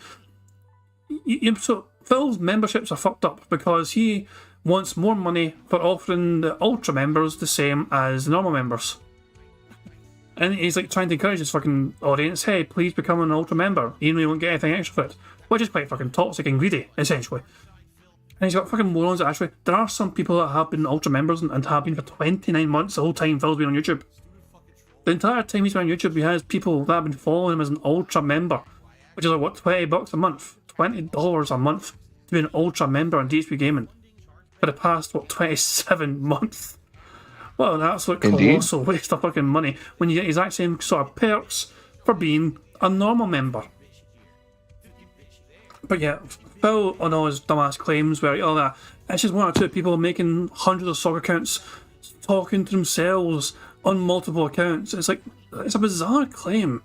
And I'd love to see the evidence of this because it's such a bizarre thing to accuse anyone of such fucked up behaviour. The more plausible situation, of course, is that Phil's playing a bunch of brand new games lately. This has generated some interest, and he will occasionally attract new people to his streams. However, they're not used to the sort of stream that Phil runs, so they actually have to wait 24 hours to talk because it's 24 hours of volley mode, and then they'll get there and they'll just try and just discuss things with people, like normal things. How's your day been? You're interested in the fucking the baseball or whatever, and Phil will just fucking clamp down these people for saying how dare you fucking discuss something else other than me, and it turns him off. He's the Sun King. Yeah, it turns him off. If you're not talking about Phil or not talking about the game, you're not allowed to fucking discuss things in a chat. It's the same old cycle, and he's gotten so fucking paranoid. And he's got OIC forcing Phil to ban people as well for all his apparent soccer accounts like Willow. it's mental. It's crazy. It's all mental. Yeah. OIC has done more damage to DSP than any of us ever have in the last few years, anyway. For sure. World bad this is what it is. Like, I don't dollars. want to be here. right? And I've gotten distinct complaints from regulars in the last couple of weeks about, have you noticed, Phil, that there's a lot more sock accounts in your chat, and it seems to be the same few people because they all talk the same, they act the same, they're always discussing. And you also notice something, they will directly talk to themselves only. Like, they won't really have big open conversations. Instead, they'll just keep talking to like a circle to each other because it's the same people, you see? So I don't want that, and I'm totally against that. And if I see that, I'm going to get rid of it. And if anyone has evidence of that... So let me understand what Phil's saying here. I just want to clarify the situation as far as I understand it. Phil has a bunch of regulars complaining about another group of regulars talking amongst themselves on his streams. And so Phil is listening to the first group of regulars to try and get rid of the second group of regulars because they're only talking amongst themselves. I understand the situation right. They're not allowed to talk amongst themselves. They are not allowed to talk about themselves, only about DSP and the game he's playing. It's always been the rules. It's such a strange fucking rule, it really is. It's an awful rule. Yeah. Talk about me, not yous. It's so dumb. So I don't want that, and I'm totally against that. And if I see that, I'm going to get rid of it. And if anyone has evidence of that, let me know what's going on. You have evidence, apparently. You just told us you had fucking evidence. You saw fucking Discord fucking chats or some piss show. You show us your evidence then. I don't want that in my chats. I want my streams to be open and welcome to anyone who wants to come by and enjoy games and hang out with me. That's not true. Welcoming environment. I don't want people but feeling it's like not. Or laughed at or treated in a different way just because I'm a newcomer or whatever. But it's not. And I think that they've been doing this on purpose to try to create this. Again, they won't break the rules. You won't see them outright insulting me or others with big, But what so they didn't do anything wrong, is what you're admitting, Phil. They didn't break any fucking rules in the stream, so why are they getting banned? This is the thing. This is what it sounds like. A abusive person. He goes like, "Oh, this is so welcoming here. We welcome everyone. Everyone's here." And then you see all these clips of like, "You're banned, this and that. You said this word. Oh, you want to talk to me about networking, fuckface, and all that other stuff." It's like, yeah, it's welcoming to whoever, literally who you like, and they better like you. And it's welcome to people with deep pockets to feed the Führer's bills. Right. You're not nice to anyone. Ever. They'll do things that definitely make people feel uncomfortable, right? And I don't like that, and I'm not putting up with that. If I see it, Derek makes people feel uncomfortable, and he's allowed to stay in fucking chat. Indeed. What's this fucking excuse for still being allowed to be there? Most of your community hates him. Most of your community thinks he's so fucking creepy. And yet you defend him and support him. Even though he doesn't give you money anymore for some fucking reason. Derek must have something on Phil. Man, when he said the trick-or-treating line, he's like, "Oh, there's nothing wrong with that." Oh, God. I'm like, DSP would have gone door to door, 16 years old, trick-or-treating if he could. And Derek is 21 years old, going trick-or-treating in his area, where there's going to be a whole bunch of young children that he might prey on. Well, how many years have you been doing this? Oh, God. I mean, that's what I'm saying. Derek's like 21 now, so yeah, I'm guessing since he was a wee boy. But God, he's 22, sorry. He's not 21, but 22. Jesus, man. Just lock him up. Lock Derek up already, man. Hashtag lock him up. Indeed. We're out here. So, yeah, if anyone actually sees that, or in the chat, please, by all means, let me know what's going on. Because I'm not going to just put up with that crap. If I see it, I'm just going to shut that stuff down, all right? So let me know. And of course, there's some people who every once in a while, and I don't solicit it, they'll just send me like stuff from their Discord. Like, here it is, here's the evidence, here's them talking about it. I'm like, I mean, again, I don't know how much of a no-life burger to think that what you're doing is a good use of your time. If you didn't notice, okay, I'm still streaming, I'm still enjoying games, I'm still putting out great content, my audience still likes it, I still get engagement, I still get support, everyone's having, enjoyment around DSP gaming. You haven't had... Yeah, literally just fucking told us at the start there that some games aren't getting fucking support for you. I have no idea why. Yeah. I mean, and all of a sudden he loves what he does, and all the games are doing great, and everything's fantastic. No. But they're not. Yeah. You're stale and boring. Oh, god damn, yeah. This is such a boring podcast so far. I still get support. Everyone's having, enjoyment around DSP gaming. You haven't had zero impact. All you've done, you maybe, it's like a fly that buzzes in your face for 2 seconds. You're like, shoo, fly, shoo. And then you're on with your day. Like, that's literally what it is. But these people actually think that they're using their time productively somehow. I don't know how. So, just so you know, I am looking for it. I'll take care of it when I see it, particularly, and I apologize. What to is those who you, may have what been do you affected do or have gotten productively, Phil? some complaints recently about it, and people are absolutely right. I don't want a ton of sock accounts coming in here and overwhelming the chat and all talking with each other. And that's what happened during the Mario stream yesterday. You know, I'm trying to play the game. All of a sudden, I look at chat. The entire chat is a sea of emotes. And as I look, it's 90% sock accounts spamming emotes. 90%. And it's like mind maybe- emotes. There's one that's fucking. A bunch of his members are spamming it as well. So are his members all spam soccer accounts as well? Oh yeah, actually some of them are. To be fair, we know some of his members are soccer accounts. Oh, I see. Make sure of that. Oh god, but yeah. I don't really mind emotes, but it depends. Sometimes it can get obsessive. I just fucking, if people want to spam them, it's up to them, you know, I just fucking crack on with things, I'm focused on bingo, I'm trying to fucking keep an eye on the shit that's happening there. Obviously I'm looking at chat as well, but if people want to kind of spend time spamming emotes, then they're welcome to. It's like, I'm quite fucking, I don't give a whole lot of shits, essentially. I mean, I'm not too strict, really. two regulars who jumped in on it because they're like, oh, if everyone's going to spam emotes, I'll spam the emotes too.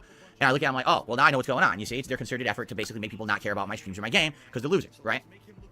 So, I'll do my best to handle it. See, the moderators have been here the past couple of days, and I've actually had a conversation with them, and they're like, you know, they're apprehensive to do anything about it because they're not 100% sure, you know, if it's a stock account or not. They don't want to take action and accidentally ban someone who's legit, and I feel for them because that's a tough position to be in, right? It's my stream, so ultimately, if I make the decision, I look at an account, it's a brand new YouTube account, it's someone who looks like it's someone who I know, they're misbehaving or whatever, and I make the active decision. See, I'm gonna get rid of this account, right? That's my decision. It's my stream. I live with the consequence.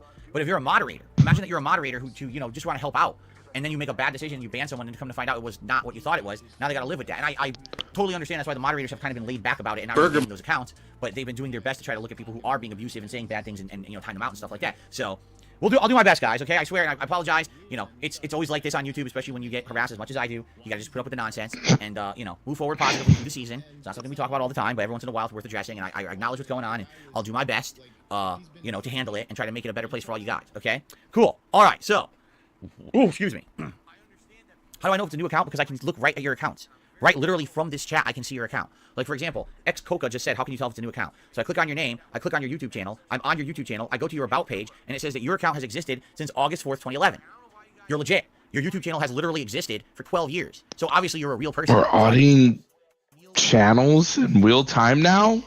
Isn't the thing though, how's Phil meant to attract new people to his channel? If Phil's going to assume they're all socks because they're new. Like bad socks, you know, this is a flawed system here. That's really anyway. something. Yeah, it's like this is so fucking flawed. This fucking channel's new. They must be evil and must be terminated from my channel as soon as possible. No, they may be a new fucking fan. There's a potential new whale you've got here, Phil, which you're dismissing from your fucking channel because you're a manager and they're up to no good when they could just be uninformed of how things operate on your channel. Jesus, man. Oh, you're legit, and I know it's probably a newcomer who's enjoying my content and wants to chill. Thumbs up. If I clicked on your account and I go to your channel and it says, this channel was created on October 24th, 2023. It's a sock account. Someone just made it. They've never viewed a video with it. It's made exclusively to come to my chat and troll. You see the difference? It's pretty easy, and it's a pretty cool tool that YouTube allows. They used to have that, and they added that over the last... Now, hold on, did he just say nobody or no one there? And it says, this channel was created on October 24th, 2023. It's a sock account. Someone just made it. They've never viewed a video with it. It's made exclusively to come to my chat and troll. You see the difference? It's pretty easy, and it's a pretty cool tool that YouTube allows. Nah. They used to have that, and they added that over the last year. So, it's pretty easy to figure stuff out. The other thing is, let's say you go to a YouTube channel, zero activity. Oh, so the channel just sits there, and the person literally never watched a video, huh? Oh, right. I'm sure that's a legit account, right? So there you go. Phil, you get tipped all the time in anonymous accounts and then deleted. Of course, they're not really anonymous accounts. Phil knows exactly how most of these regular contributors, you know, these PayPal tippers are. Even though I can stay anonymous, he knows who they are. On Twitch TV, that was literally the common practice. It was make sock account, put money in, delete account. Like, this is not new. He just doesn't want, he's so paranoid. He's like, is that a detractor? Is that a real fan? It's like, they'll show themselves eventually, no matter how you do it. It's just extreme fucking paranoia. This is the fucking state of mind he's in now. He's always fucking thinking that there's all sorts of fucking shenanigans afoot, when that might not always be the fucking case. It could generally be a new fan. Not everyone that's got a subscription on YouTube has a lot of people they watch or, you know, subscribe to. Some just have very bare bones. Like, so yeah, I know. So whenever somebody wants to be part of the bingo prize pool, I add their name and I add their YouTube channel to a list I've got. You know, and some of these channels they do look quite bare bones. There's no banner, there's no like, you know, it's like they don't have any like videos themselves. But you don't. It doesn't mean they're fucking a sub account, no. You know, it doesn't mean that. Right. They just made a channel. Some people have J's and H's and stuff. Ah, Jesus, man. Yeah, it's his paranoia has been getting worse lately. Like, it's incredible to fucking witness, but at the same time, he is such a boring, paranoid bastard. He really is. That too. He just is so bitter at the world that the world didn't give him everything he ever wanted. You get what you fucking deserve. So, And let's move on. Gates Let's talk about the that. schedule, because this is an exciting week coming up with the big new release of Alan Wake 2 on Friday, which I'm very excited for. I will say this. I'm doing something new. I need your feedback on this new thing. All right? Here's the new thing. When I know what streams are coming up, when I actively know what is coming in the next week, I'm going to do my best to try to set up those streams ahead of time. Okay? So, last night, after my Spider-Man stream ended, I set up today's streams of Spider-Man 2 and Mario. I set up the streams on Friday, which is a double stream of Alan Wake 2's premiere. I set up the streams for Saturday, which is Alan Wake 2 and Spider-Man. And I set up the streams for Sunday, which is the Level 1 podcast and Mario Wonder. So, literally, I set up 8 streams ahead of time. All right? Now, here's the advantage of doing that. Right now, you could go right to the channel page of DSP Gaming. All right, and you can see all 8 streams that I'm doing, and you can say, oh, I'm interested in the Spider-Man streams and the Alan Wake stream. So you can click on Notify Me. And when you click on Notify Me, when those streams go live, you will receive a notification, so you know to tune in when it goes live. Pretty neat, right? That way, you don't have to worry about missing a stream or anything like that. In addition, you can see at a glance the set schedule for pretty much the entire week stretched out that I know of, okay? So there's definitely pros and cons. The pros are, the Notify Me is a really cool feature where you'll get told when a stream is coming up and you're ready to, when it goes live, you can tune in. And obviously, you know what's coming up ahead of time. Right there in your face, there's all the stream set up. The bad news is when I do this, YouTube, for some really dumb reason, sends out notifications for each of those streams to your sub feeds. I don't know why. Why would YouTube send out a notification for a stream that I'm setting up for the weekend?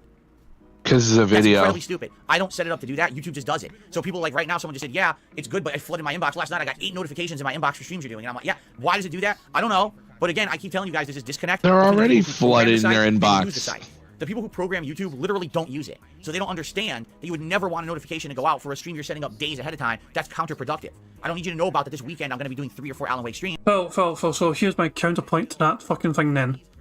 When should a notification show for people? Right. Because if people are preparing, how are people meant to fucking be aware of you doing a stream if they don't get a notification for it until what, you're live? But then they won't Until you're live, plan. yeah. Exactly. That's kind of fucked up as well, because then they won't know about it until you're actually live, and they may have had something planned around that. Oh, on that thought, he makes it sound like if anything changes, you can just change the title and the video and the picture really easily. He makes it sound like it's rocket science. He's like, oh, they're set up. It's ironclad. I have to do this. Also, he's pretending like his fucking streams are not at the same goddamn fucking time every single fucking day, over and over again. It's the same time every day. Different streams obviously, but it's the same time twice a day every single fucking day. Apart from Thursdays. But yeah. He's overcomplicating the simplest fucking things, he really is. And then he gets mad at people. Oh yeah, like everyone else's fault. His business, but everyone else's fault for how he fucking manages it. Yeah, exactly.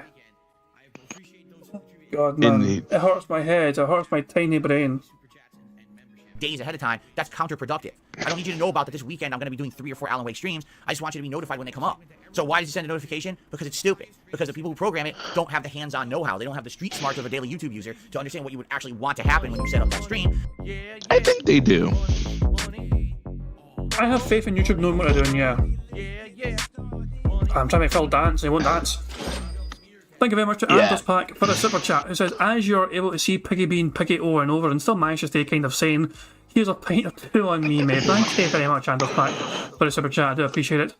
I wouldn't say I'm sane though. I'm pretty sure I'm fucking psychologically malformed, but that's just my own take. You cannot be sane to endure Phil, in my opinion. You need to be you need a little bit crazy in you, don't you? Oh yeah. Yeah, it's like, this is enduring low cows is not for the sane at heart. That's my interpretation of that, but yeah.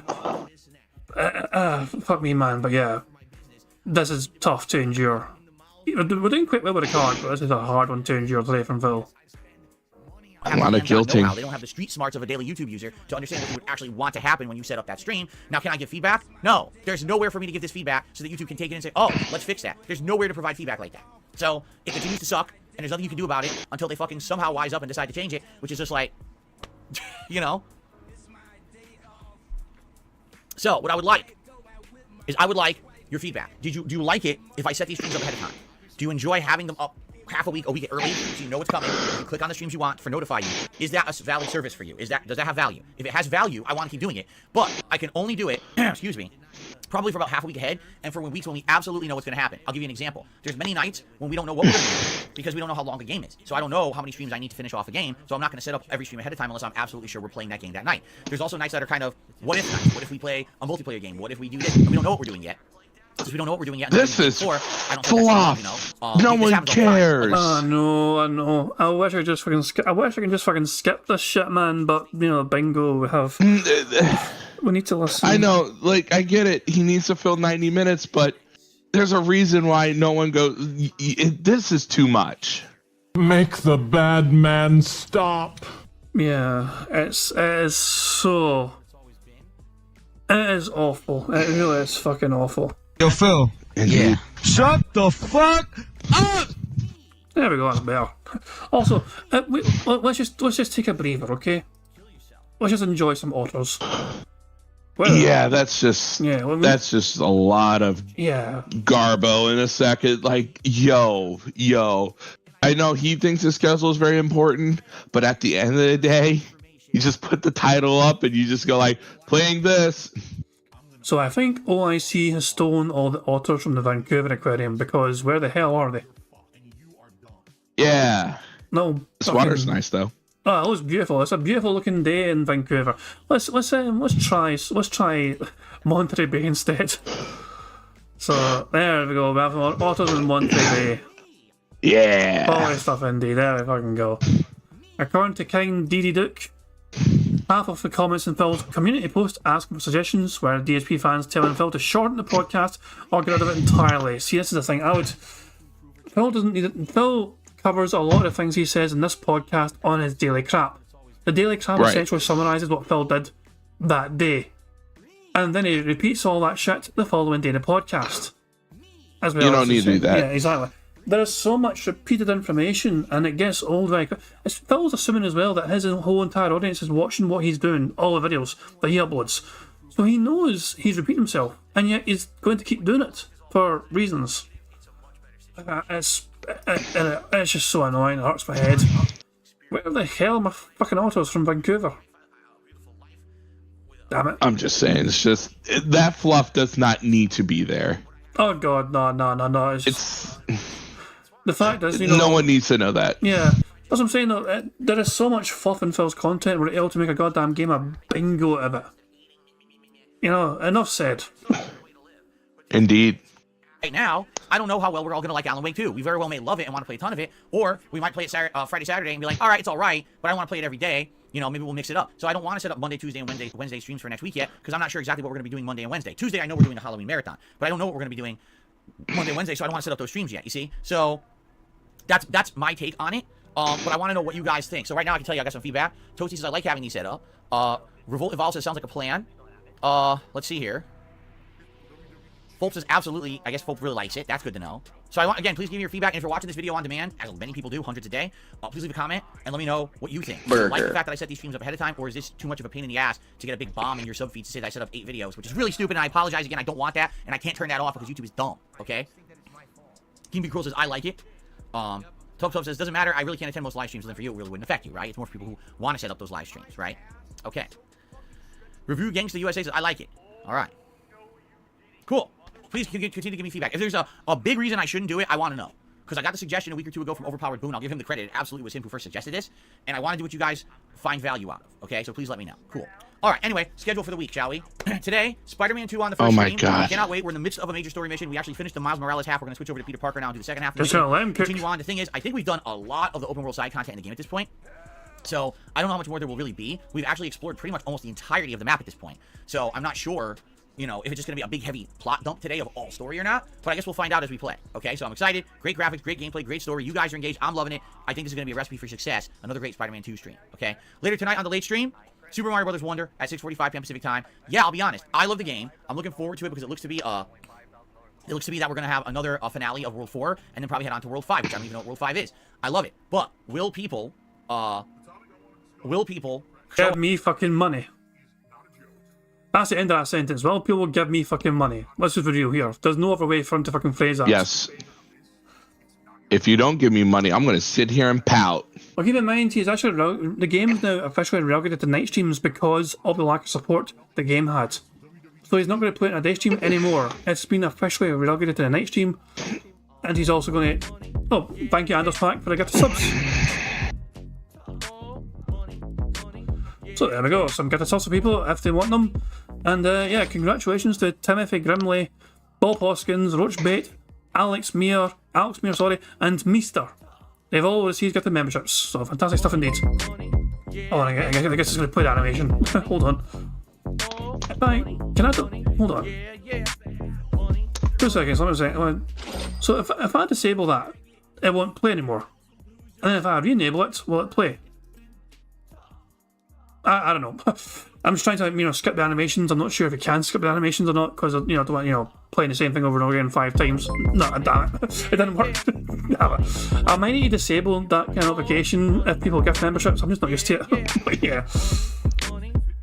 Jeez. Well, thank you very much to Anders Pack for gifting 5 members to the channel, and yeah, very much appreciated. Thank you very much. I think that's them all done now. Fantastic. 5 is. I love it. No, there's one more. 2 seconds. That's a good screenshot right there. No, it's a wee bit blurry though, so let me see if I can get something, a bit better. Nah. It's a bit too blurry for my liking, I like it a bit crisper than that when he's moving too much. Yeah. I see. Of course, Hoodlum, is very well versed on what makes a good screenshot. A lot of the bingo thumbnails I do is thanks to Raven and the Hoodlums. A surprising amount of bingo thumbnails has been because the thing is, this is going to be a bastard today, man. You want to know why? It's going to be so annoying today.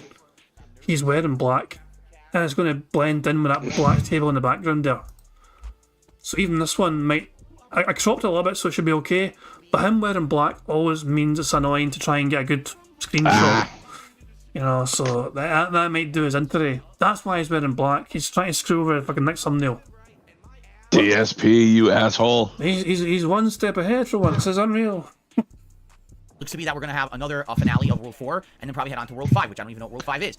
I love it. But will people... A finale of World 4. Will people show up, engage and support with the stream? Or is it going to be another case of exactly what happened yesterday, where people will not care, derail, say it's not very good? I don't know what to do then. We're already halfway into the game. I'm not dropping it, but it might just be that we play Mario way less. Mario's the game that's kind of the back burner game where we balance in only a few nights a week, while the other games are the focus. Or that's the case then. turbocharging and get it so done. Let's see how it goes tonight on the late stream. I'll be honest. I hope people show up, engage, and support the stream. Every time I play Mario, I can't have it be the slowest stream of the week. And it would be really disappointing if that's the case because I love the game. So I hope that doesn't happen. Okay.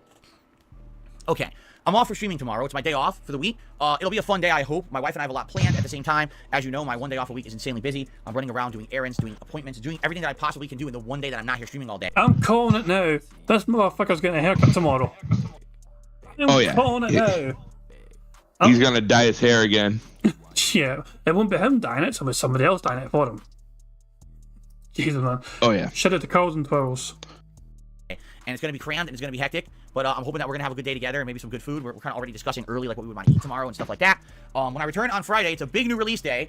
A 13-year wait finally ends because on Friday it is the release of Alan Wake 2. And let me tell you, we're going to talk about the Xbox Game Showcase in a moment. They showed the game off this morning. It looks great.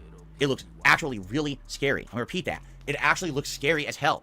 It looks like a really big horror game. The first Alan Wake had horror elements and scary parts, but admittedly wasn't that scary. This game looks way more scary, which is great for this season. It's the perfect release date for the game. The Friday before Halloween is exactly the right date to be releasing this game. So I'm very excited to play it starting this Friday, and I'm going to be playing it all stream long. It's going to be first and second streams on Friday, okay? And I hope you'll join me. I have so many attachments to this franchise. Alan Wake was a game that back in the day I played and we had a power outage during me playing it, which was revolutionary and weird. I was able to record when the power had gone out. It was like, what the hell's going on here? Which is funny because that's part of the game elements, is the lightness to dark, thing that happens during the gameplay. And it just looks great. What they've done. They made all the enemies look like ghosts and monsters and things. And the fact that there's 2 protagonists, and it's going to have this interesting story that ties, 13 years ago, Alan got stuck in this lake, and now your FBI agent is going back to the lake to solve a series of murders and get caught up in the plotline and try, I gotta save Alan now and stuff like that. It's really neat. Plus, we're going to have all the memes, I'm sure. We're going to be singing, Alan Wake, and all that stuff, That's I can't wait. not I a really meme. can't. Actually, the more I see about the game, the more excited. Was he singing like Michael Jackson there? Like, Yeah, he's trying to make it sound like that was like a thing, like people remember from back in the day. Like, yeah, remember when I sung Thriller and it was Alan Wake? And we're like, yeah, your kid audience loved that. Now they're cringe. Give me a second here. I think there's like a potential thumbnail. This face. Oops, I pressed the wrong thing. Press Control F instead of Control V. My bad. That's what I get for no looking. Hey, that's not too bad at all. That's not a bad start. I was filmed mid-song. There we go. I just wanted to stay quiet for a second. I just enjoy fucking the song by Darksy, The Floor. It's a great wee tune. This is the tune of Dear Phil. Based on the Dear Stan. Fucking classic. Darksy the Floor, man. He's probably the biggest competition for Chicken of the Ring next year. I'm getting, and I hope that you guys will join me for this starting Friday. I'm very excited for it. Okay, all day long, Alan Wake 2 on Friday. All right, then on Saturday, Alan Wake 2 will be the daytime stream, and we'll continue on with Spider-Man 2 on the late stream. All right, so a great day on Saturday. Sunday is my React day of the week, so it'll be DSP versus the Internet, my weekly React show on my sister channel, DSP React, during the daytime stream, and then the night stream will be the continuation of Super Mario Bros. Wonder. And then Monday and Wednesday are up in the air. I don't know if we'll do Alan Wake first, Spider-Man first. I don't know if we'll have Mario those days. It all depends on what you guys want, how we're doing with those playthroughs. But it will be a combination of the 3 new release games, okay? Tuesday, October 31st, is my big Halloween marathon. The spooktacular, as they say. What are we doing? I'll be in costume all day long, which I still haven't spoiled. You guys are not going to know ahead of time what I'm dressing up as for Halloween this year. All I've told you, the hint, it's related. You never to do. my streams. That's all I'm saying. So that is a huge, you have no idea what I'm going to be, right? So hopefully that'll be interesting. In addition, games. We're definitely going to be playing Texas Chainsaw Massacre. That's what the members voted for. Now, per your polling, it's looking like we're also going to be playing Resident Evil, what do you call it? 0? And what I want to do, I want to look at my library, if I can find it, because I don't even know where the hell your games library is on this goddamn thing. Let me see. Where is the games library on here? Because what I want to do is... You would think you would know, Is this it? being that this is his job, right? I found out of course. that version of Resident Evil 0, okay, that I played in 2016 is actually... What is this nonsense? I want it in my collection. Here we go. My collection is actually the latest version. That the only difference between that and the PC version of Resident Evil 0 is the frame rate. Here it is, Resident Evil 0. And I can download it right now. It's the PS4 version from 2016. And you can absolutely positively play it on PlayStation 5. So we're going to do that. So let me download it right now. Including the costume pack and Shadow of Fear t-shirt. Sure, why not? Cool. So yeah, we're downloading that and we're absolutely playing that on Halloween. All right, Resident Evil 0. So what is the difference? This is the version that actually came out in 2016.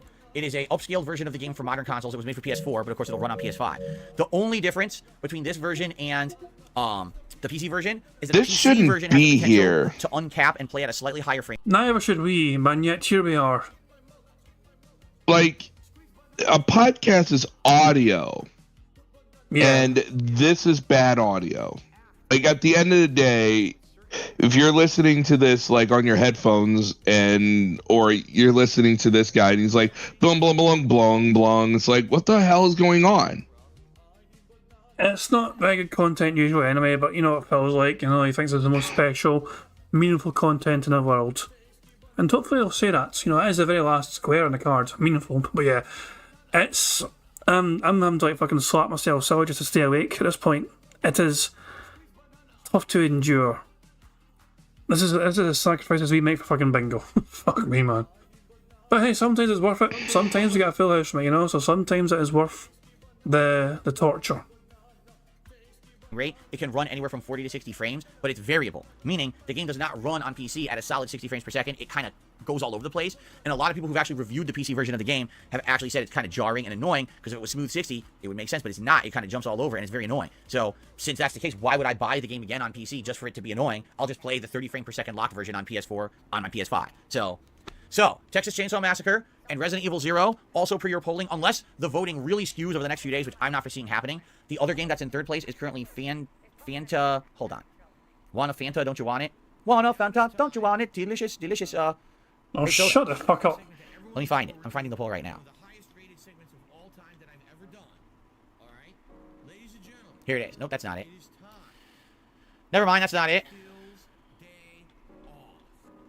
Where the hell? Here it is. So, Phasmophobia. For some reason, I can't get that name right. Phasmophobia. Because the voting was, members voted for Texas Chainsaw Massacre, so I'll get that on Xbox Series X.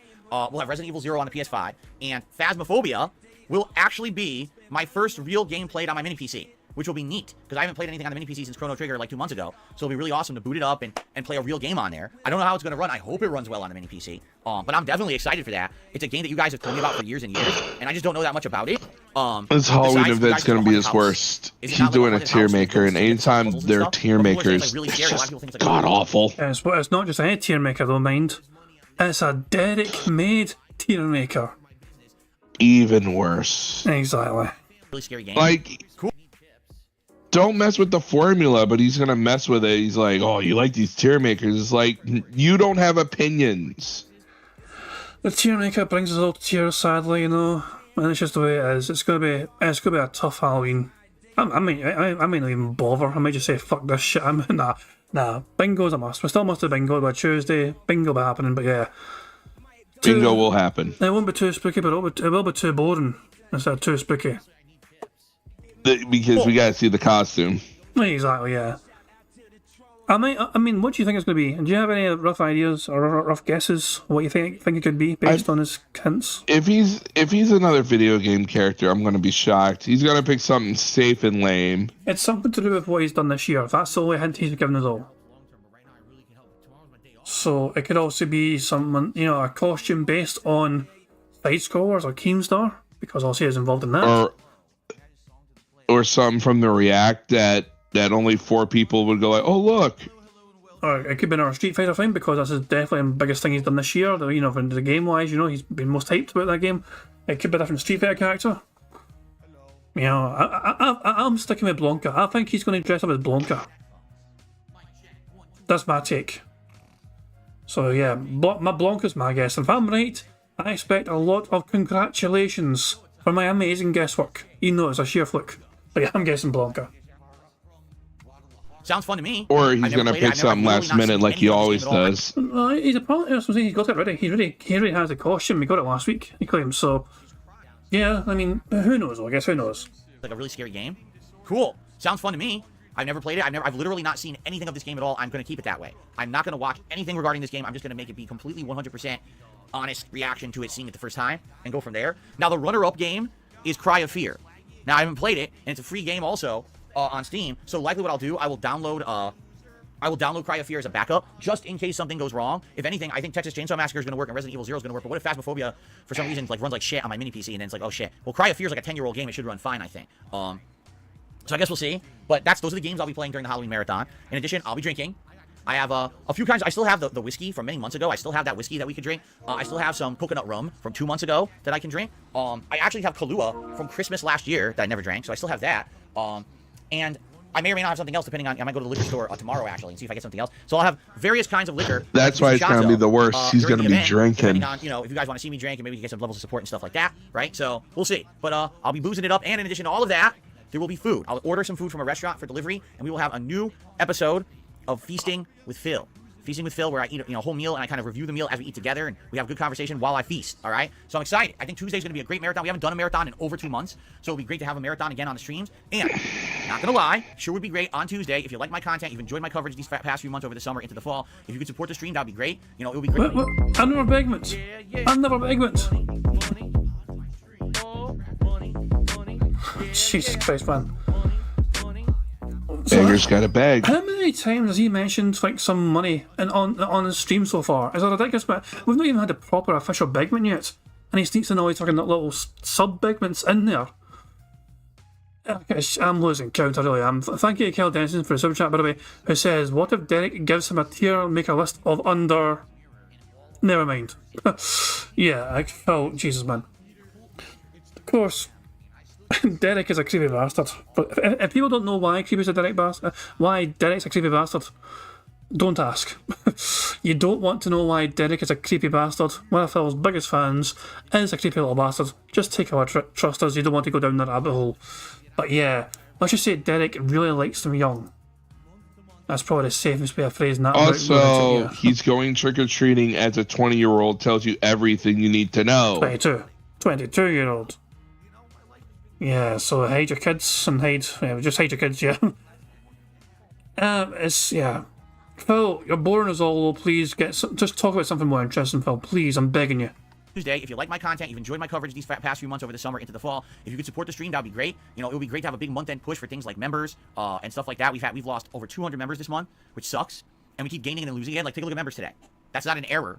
Yeah, overnight we lost about 70, 80 members. Okay, and we haven't had many member bombs. We had a few small ones. We have no big ones or anything. It would be great if maybe Tuesday could be a big rallying to try to get the channel back up to where it was before we lost all this. Okay, so that would be great. A good push, a big month-end celebration of horror and fun on Halloween Tuesday. All right, then. What else is going on? Well, the next big releases I'm excited for are November 9th is Like a Dragon Gaiden, and November 10th is Call of Duty Modern Warfare 3. Now, I'm well aware there's other games coming out. In fact, on the Xbox Showcase this morning, they discussed a few, which I'll talk about. But I'm not going to commit to anything. Right now, my focus is Marvel Spider-Man 2, Super Mario Bros. Wonder, Alan Wake 2, and then those games I just mentioned, Like a Dragon Gaiden and Call of Duty Modern Warfare 3. If we wrap up a bunch of other games in the meantime and there's extra time, maybe we'll bring back Street Fighter 6 multiplayer. Maybe we'll bring back Starfield. There's potential for new games. For example, RoboCop comes out November 2nd. That's a maybe. You guys were asking for Lords of the Fallen. That's a maybe. So all these are possibilities, but it really depends on how we do with the other games. So let's not go crazy and everyone go, oh, when's this shot? No, let's not get ahead of ourselves. I'm the kind of guy, I don't want to... No one's saying that, Phil. I'm telling you what I'm committed to. That's what I'm committed to. And if we have extra time around it, we'll do that. He needs to stop saying that because he never delivers. That way, no one's disappointed. He's not DiGiorno. Burger. So, here you go. Ad the Gamer says, what you said Lords of the Fallen was in November, now it's a maybe. No, it's a maybe when it starts. It's a maybe when we're starting it. And the second half of November is almost empty. In fact, the only other game in November I'm committing to is Super Mario Bros. RPG Remake. That's the 17th. I think the rest of the month is empty. Boring. So we have the whole second half of the month, essentially, to do whatever we want once we get through these playthroughs. Do whatever we want. Let him cook. Let him cook. Let him cook. Let him cook. The whole point with holding off Lords of the Fallen, I want to play it when I can commit to it and play a lot of it. Not that I play it twice a week, I get nowhere, I don't learn the systems. I want to be able to play a lot of it to immerse myself in it, to get good at the gameplay mechanics so we can do good progress every time we play. Just like I did with Lies of P last month, right? Because I really committed to it, I did really good at it. That's what we got to keep that momentum going with Lords of the Fallen. So don't worry, you guys are getting scared here. You're like, oh, he's not gonna play. Relax, everyone, relax. Everyone. Here's what I would like y'all to do: sit back like this. No. Okay. No. Sit back like this. Relax. Take a nice deep breath. Phil's got you. I got you. I'm gonna play the games you want. We're gonna have a good time. We got several months till the end of the year. All right, we're good. We're in good position right now. We've got good new games coming out. We've got some extra time at the end of the year to play the ones I'm not getting to right away. We are good. I'm feeling very confident about how things are gonna go on this channel with the gameplay. We're good. You know, if you get nervous, oh, he's not gonna play. Relax. Everything's fine. I swear we're gonna have a good time. We're gonna play the games. All right. It's gonna be cool. All right. Very nice. All right. One other thing. Friday is the release of the Five Nights at Freddy's movie on Peacock. And since you guys seem to want me to watch it, I'm going to watch it. Now, I would like to say when I'm going to review it. I would love to review it as soon as possible, which would be Saturday. It comes out Friday. I have to watch it to review it. We don't care. The earliest I could possibly review it is Saturday, but I can't promise that. Why? Here's why. Stop talking. Was that a burp? Burping. Holy shit. Yep. That was absolutely disgusting. I'm very sorry and I apologize for it, but I felt it coming, so I turned around so you guys wouldn't have to hear it. Why did you not mute the stream then? Mute the stream then. I still heard it. People freaking out. Okay. Typically, Saturday night is the night I already have to stay late because Sunday is my react show, and I have to sit down and go through all of the video nominations, and I have to put them into appropriate playlists and set up the show for the next day. And it can take an extra hour to 90 minutes to do that because usually we have tons of submissions that I got to go through. This is nothing but setup. Holy shit! Some of them have issues; they can't be watched, on that format of show. So when I go through all that stuff, right, I have to be careful, and it takes a while. So the thing is, I would love to review Five Nights at Freddy's for you on Saturday, but then I also need to set up the show for Sunday, and I can't be in here till midnight. So let's see what happens. At the very latest, I will review the Five Nights at Freddy's movie at the end of my Sunday streams. And then why, you going to turn into a pumpkin, Phil? Sunday night, and that'll be an extra day. I want to get out on Saturday if I can. Let's see. Also, I guess it really matters, like, how good or bad the movie is, and what I have to say about it is kind of interesting. This is the first time I'm reviewing a brand spanking new movie, fresh out, and I'm reviewing it release weekend. I've never done that. So let's see how this goes. Perhaps people would like it because I'm actually reviewing something fresh. And I think a lot of people are interested to know if the Five Nights at Freddy's movie will be good. All I'm going to say is this. It's a game franchise based on the premise that animatronics come alive and brutally murder people, and the movie is rated PG-13. Because there's a kid audience that likes FNAF, they can't make it R. PG-13? I didn't even know that until last night. I looked it up. And I was like, a fucking horror movie based on murders and gore that's rated PG-13. I can just imagine it's going to be great, huh? They want the kids to watch it. Also, I'm pretty sure I never played the game, right? But I'm pretty sure there's no gore in the game. There is no gore. Yeah, the game doesn't contain gore, so why would the movie contain gore? That's a dumb. Also, DSP rage quit Five Nights at Freddy's because you were like, "Hey Phil, you should play this new viral game," and he flubbed around it and didn't get it. He's like, "This game sucks." No, Phil, you suck. You want to talk about missing the mark? There you go. Anyway, I mean, then again, it's a movie based on a fan base who fucking watches Markiplier all day. So there you go. Jealousy? Yeah. Let us now. That was not necessary, Phil. You did not need to randomly fucking have a go at another of your competitors just because you're envious of them. Markiplier is fucking... I'm actually surprised at what he's up to these days, you know? He's actually really trying his best to kind of dip his, toes into all sorts of different things, content-wise. He's, like, trying to actually make his own content and, like, direct his own content as well. It's not just gaming. He is actually, spreading his... trying to spread his wings and see what sticks and all shit, you know what I mean? But he's got ambition to try different things, which is something more, like we said, for Phil. Where's Phil's ambition? He lost it a long time ago. You don't have any. Continue. I've talked about the schedule. I've talked about stuff coming up. Let's talk about the Xbox Game Showcase. So, ladies and gentlemen, it's time for my favorite segment, your favorite segment, everyone's favorite segment. It's time for DSP News. And in honor of Xbox, let's go green. Ew. It's like neon green. Oh, God, it's so bright. It's like really bright neon green. Isn't there a darker green I can use? Oh, for God's sakes, I guess not. Saturation? Ah! This is garbage, Phil. No. I guess I can only do, like, bright green, huh? All right, fuck it. Bright green it is. All right. The Xbox Game Showcase was this morning. It was 30 minutes, and it featured all games that will be on Xbox coming up soon from all of their game partners. So the first thing it opened up with was Like a Dragon Infinite Wealth. And you're like, well, wait a minute. We've already seen a lot on this game. I wonder what else they could show. So apparently, there's going to be a whole virtual island in Like a Dragon Infinite Wealth that you build yourself. You build the town itself. It's like a sim game. And there's going to be people who come to the island, and you got to try to like keep them happy with attractions and stuff. And then there's also invaders who could come to the island who you beat up and stuff. And I'm assuming it's a mini game. Like a Dragon / Yakuza has always had an insane amount of mini games. They've ranged so huge over the years. Gambling, driving little mini matchbox cars, fishing, running your own virtual host club business, and a whole investment game in the last one where you were investing money and hiring employees to run your... Hey, shut up for a second, Phil, because you said business. Burger. That's our first bingo 5 game. in a row. That's concerning. There we go. We are 7 away from a full house. 7 more away from a full house. We're actually very close to achieving the goal of getting a full house. But we need Phil to mention Q&A, say something good, no exaggeration, him discussing the weather, him doing a creepy whisper where he leans into the fucking megaphone to whisper, him saying here's a thing, and finally need him to say meaningful. Meaningful needs to be fucking said. So yeah, all the free spaces could be very crucial. We are 5 snorts away from a free space. We are 3 burps away from a free space. And apparently we're 4 likes away from a free space as well. So we could have 3 free spaces as well if all goes to plan. So yeah, fingers crossed for that. And we might need them today, who knows. Your like bakery shops and doing stuff. They've always had these crazy games, side missions and things. So it totally sounds to me like it's going to be its own side mission thing that you could sink a ton of time into if you want. You could get caught up in the whole virtual city kind of a deal. And it's nice to have it. Is it going to be something... Here we go. We have 100 likes. So thank you very much to everyone for liking the stream. 100 likes. We have earned a free space. But as well as a free space, we have also earned the ability to watch the Balls animation that Pixar Animations very kindly made for us all to enjoy to celebrate 100 likes. So here it is here. Remember, keep an eye on the bottom right for Jasper. Phil's going up. And there's Jasper. It's a good cat. The double tap from Y2J. Y2 Jasper, fantastic. So 100 likes, there we go guys, thank you very much for that. And yeah, we've got 1 free space unlocked so far. 4 more snorts, 3 more burps will give us free spaces as well. Fingers crossed, keep your ears open in case we miss them. That everyone's going to want to do? Probably not. people are probably going to want to gloss over if they can, if it's not that important. But it seems like it's a cool feature to have and another unique minigame to add in there that's, you know, to add more, you know, content to the game. It definitely showcased a lot of, like, indie games that I'm not too interested in. Like, what do you call it? Dungeons of Hinterberg. We saw this a few months ago during, like, Summer Game Fest, that it's a game that's, like, you're in dungeons, but it's actually based in reality, and there's a lot of, like, modern-day stuff in it. It's kind of weird. Metal Gear Solid, Snake Eater, Delta. I'm not sure what the game is called, but it's a green triangle, and I'm assuming that means Delta. So this is the true Metal Gear Solid Snake Eater remake. All right, this is not the collection that just came out yesterday that's just straight up ports of everything. It's an actual full remake of the original Metal Gear Solid 3 with modern graphics, controls, and gameplay elements. It looks good, but I'll be honest, it didn't blow me away. Like, it didn't look fully to me like it was completely modernly redesigned. It looked decent. It looked like PS4, late PS4 era level, but it didn't look like, oh my god, you know, groundbreaking modern PS5, Xbox Series X shit. It didn't look that good to me. Maybe I didn't see it clearly, but to me it didn't look that good. It's trying to be faithful to they do look improved, to right? the game no before it. Like PS2 control scheme, which is good. I'm glad that they're gonna give it more modernized controls. But it didn't show any hand-to-hand combat CQC. It didn't show any formal takedowns. It didn't show any missions. It didn't show any bosses. Bitch, what did you know about fucking CQC? I watched you play Metal Gear Solid 3. You ignored it for so fucking long.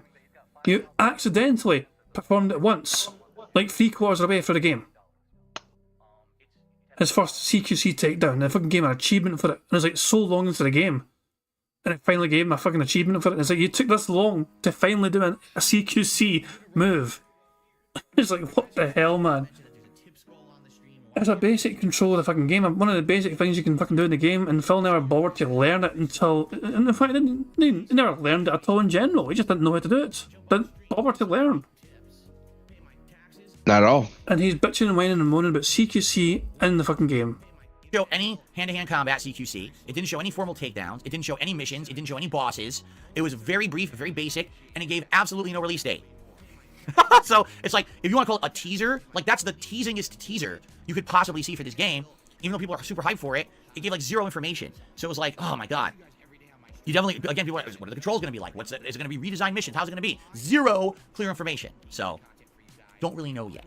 Okay? RoboCop. First time I've ever seen gameplay of this game. And essentially, it looks like it's set in the world of the movies. Like your partner from the movies is in the game as your partner.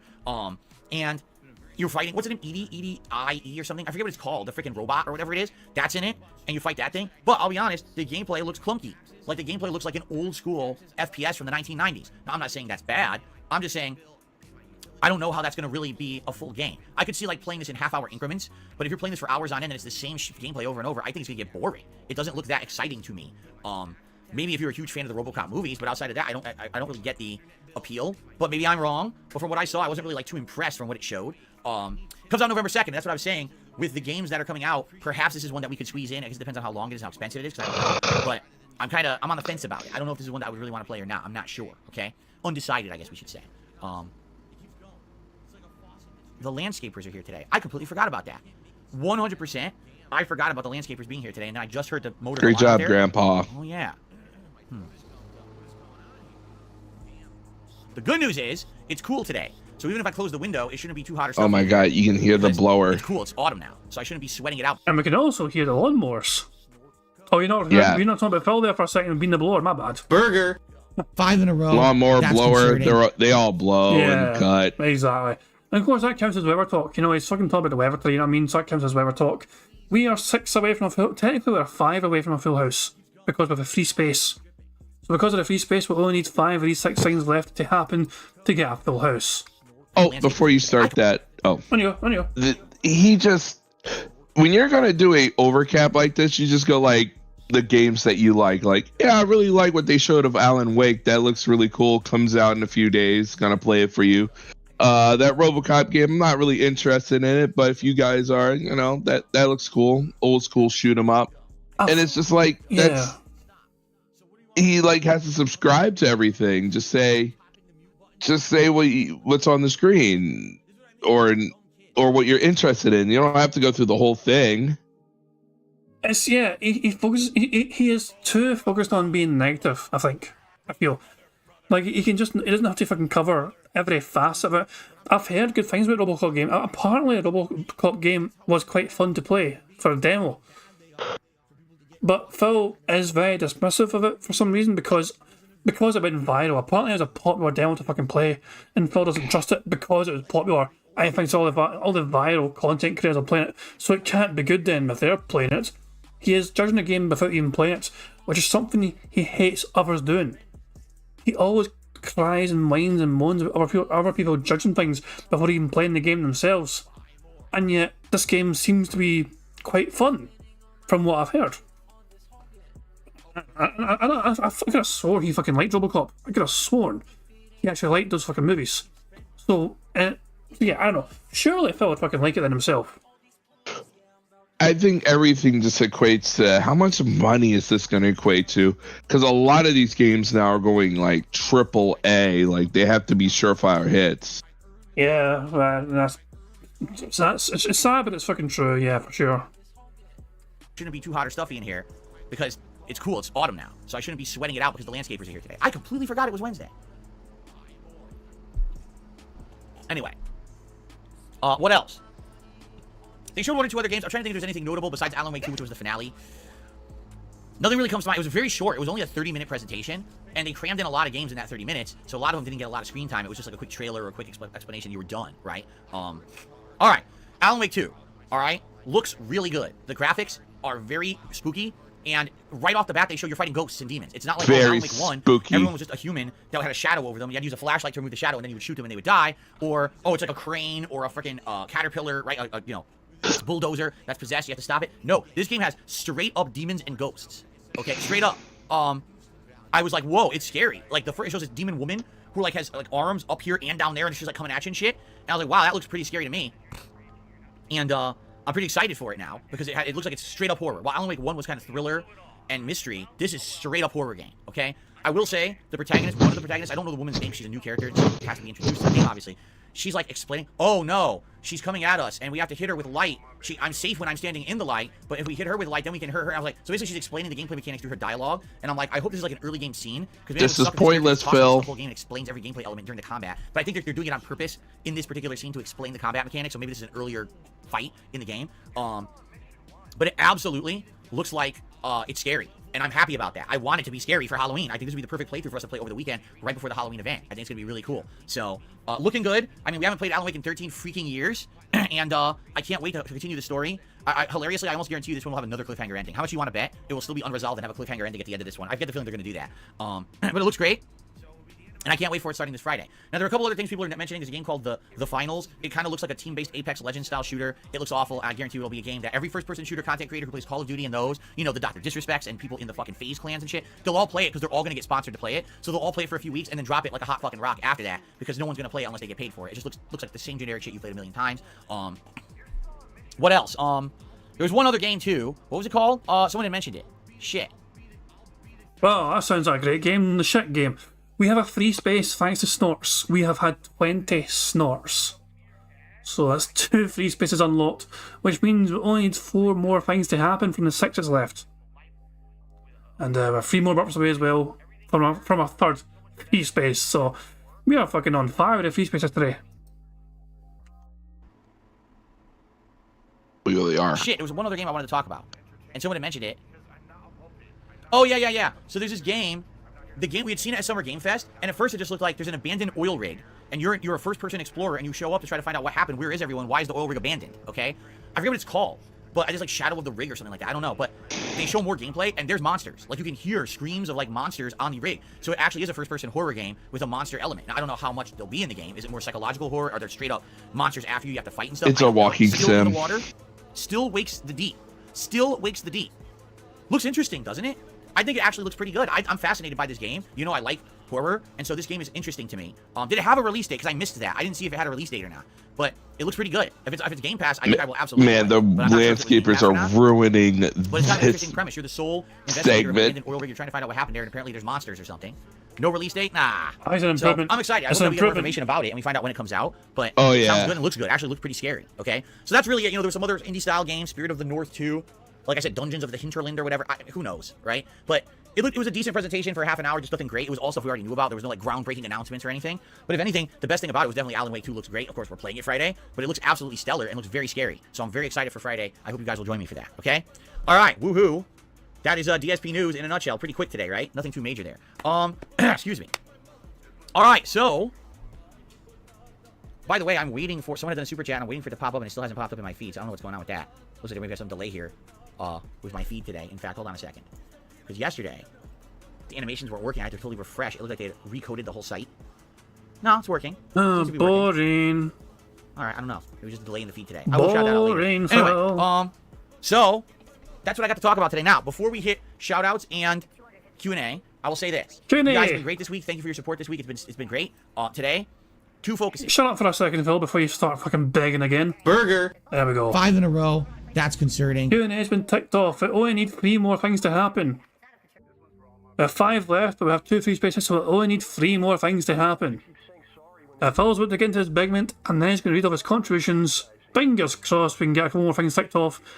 Today is hopefully a day to get a full house. We are long overdue for a full house. Yeah. It happens today. It happens because Raven picked the card. And we will get a fucking full house. We are long overdue. I will say this. You guys have been great this week. Thank you for your support this week. It's been great. Today, 2 focuses. Focus 1. Really, I would love if we could get these members back up. It really sucks because we lost a lot. We lost over 200 members this month. That hurts. It does. That's direct support that I get that has faded away. And why did that happen? Well, it was a combination of factors. I think one is for 2 weeks this month, I kept telling you guys I need help with tips. And you guys absolutely did help me with tips. Thank you so much. I'm through that point now.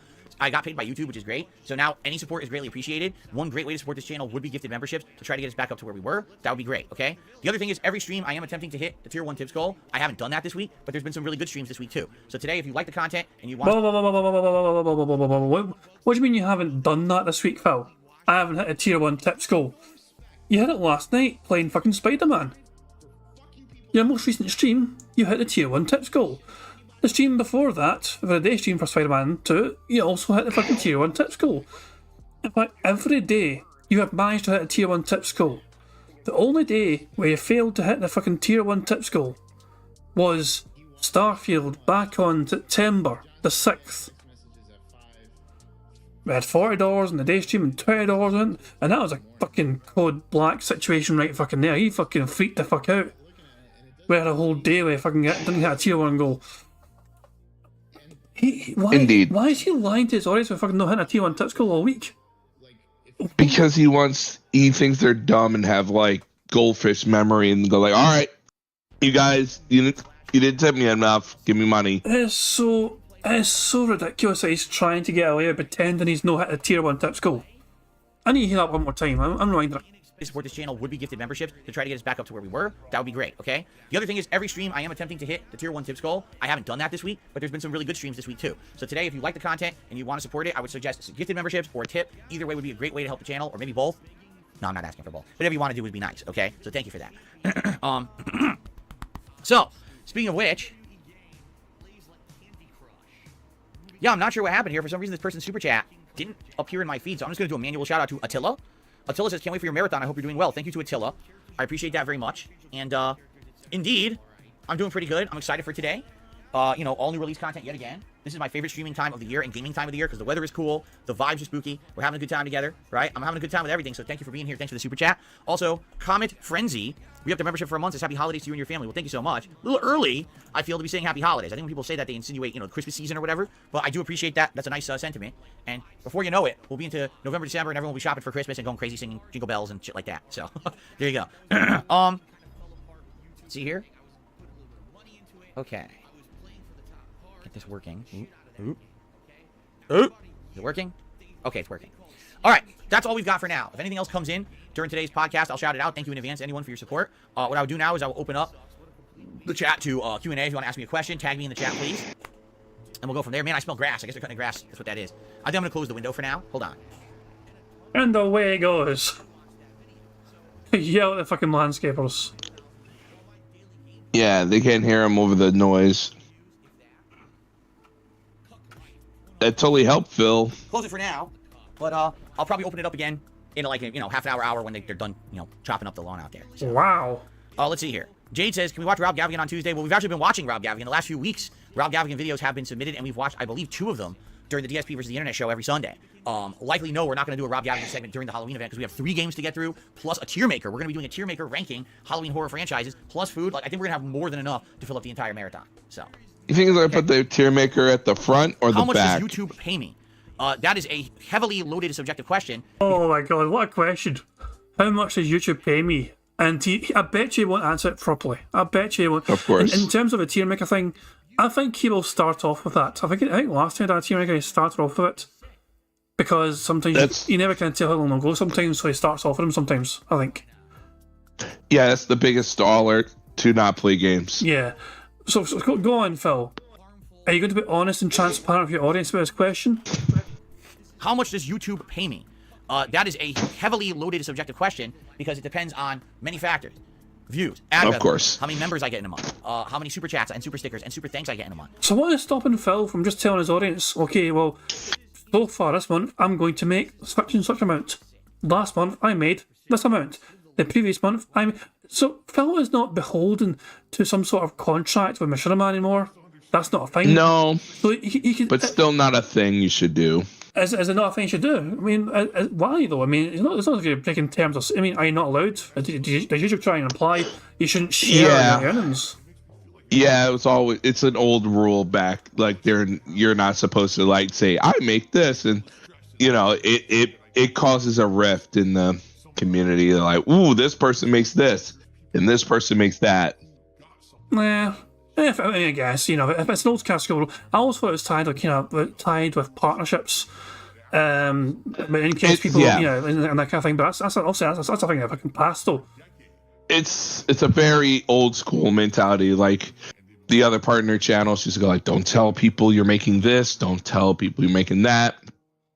But he could just say, hey, it's enough to pay the bills. He probably will say that actually. Let's see. So it varies greatly. I get paid for all of that stuff.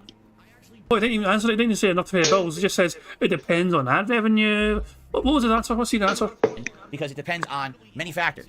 Views, ad revenue, how many members I get in a month, how many super chats and super stickers and super thanks I get in a month. So it varies greatly. I get paid for all of that stuff. Yeah.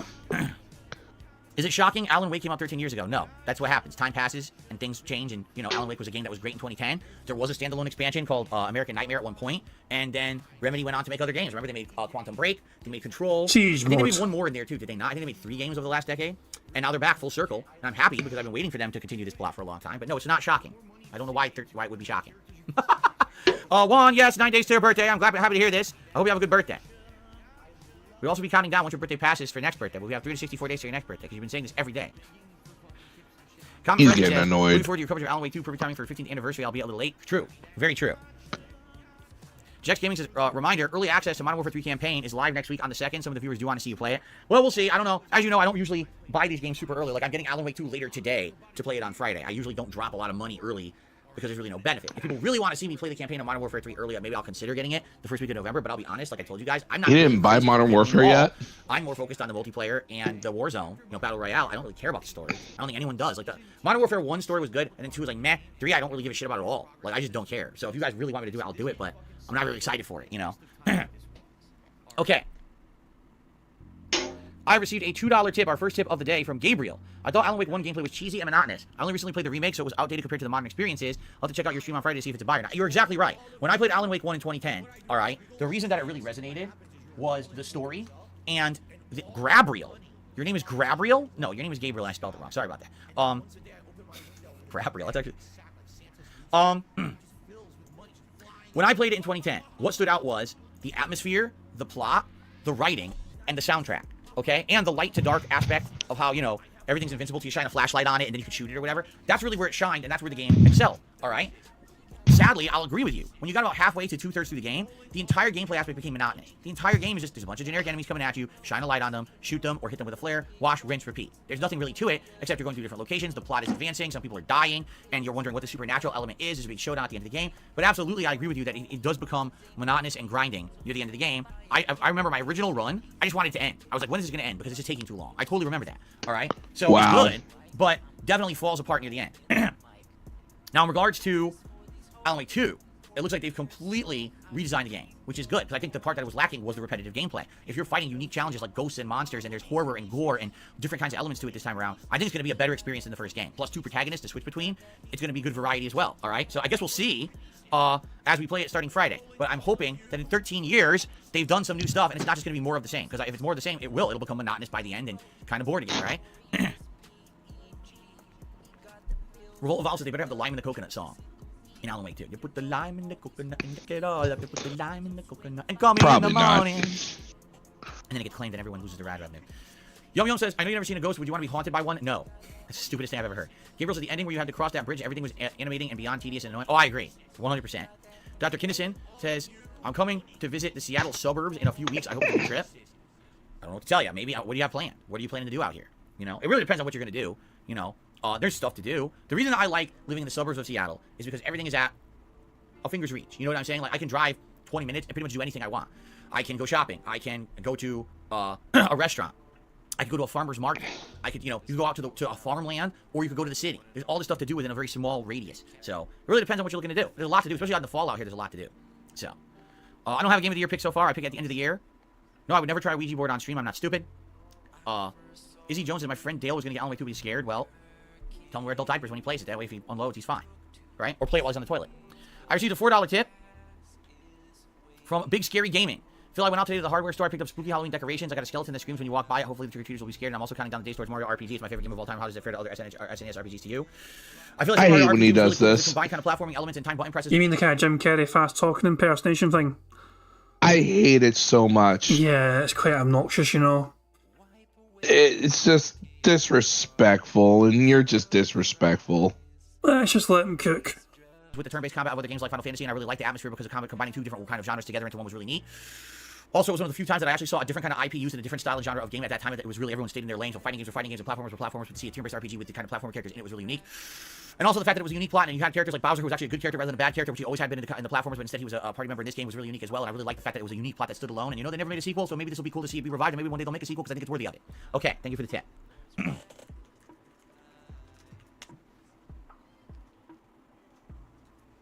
Onward.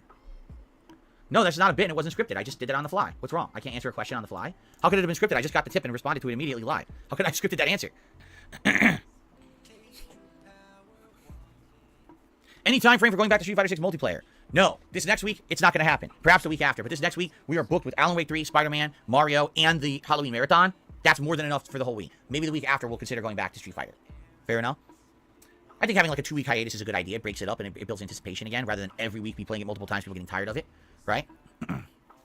I am so unbelievably bored right now of DSP. We need a solution. Oh, yeah. We need a solution for fucking dealing with us. Hold on. I'll come up with something soon. Oh. Yeah, otters. Nice temporary reprieve from the toxicity of DSP. Man, this is the most fluffiest of pre-stream podcasts I ever heard, or level 1, or whatever it's called. Oh god, it's just been torture. The otter's inside the wee fucking container. Is he getting pushed? Is this otter going to push him? He's got to push him in the water. Go on, do it. Do it. Do it. Do it. Yeah. He's getting inside with him. Nah, he's like, I'm coming in. Oh, jeez. Is it going to roll? Is it going to roll? Is it going to stay? Oh, the anticipation's annoying. Nah. This is way better than DSP, who's talking about nothing. Will it roll away or will it stay put? That fucking first order's had enough. Nope, it's back in for more. What the crap is going on? Oh.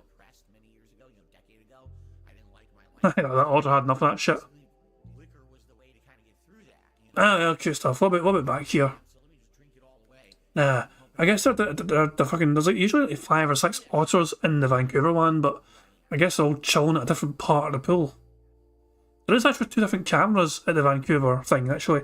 Let me see, is a second webcam available? It used to be. Used to have 2 different webcams going at the same time, but I don't think they have that stream going for a second camera. Who would have fucking thought that watching otters on a webcam would be very fucking amusing? And then you got Phil looking bored at his goddamn mind, waiting for people to give him money. Anyway, let's just... Bingo is so mind-numbingly boring right now, I know. I'm doing the best way of what Phil's giving us, but Phil is giving us garbage. Boring, meaningless garbage. But who knows, he might get triggered. He might go on a rant. Okay, I'm gonna open the window again. It sounds like they went away, and I want fresh air here today. Putty Taylor says we need DSP drama. I think Phil needs a drama more than us. Considering the lack of talking points he's got, he needs it more than us. Did I move to Washington State because I'm a fan of Twilight? Yes, in fact, I moved. You might not realize this, but my backyard is where all the outdoor scenes for most of Twilight. Yeah. He wishes. Have you ever watched Better Call Saul? Yes, I've seen like the first 2 seasons, I want to say.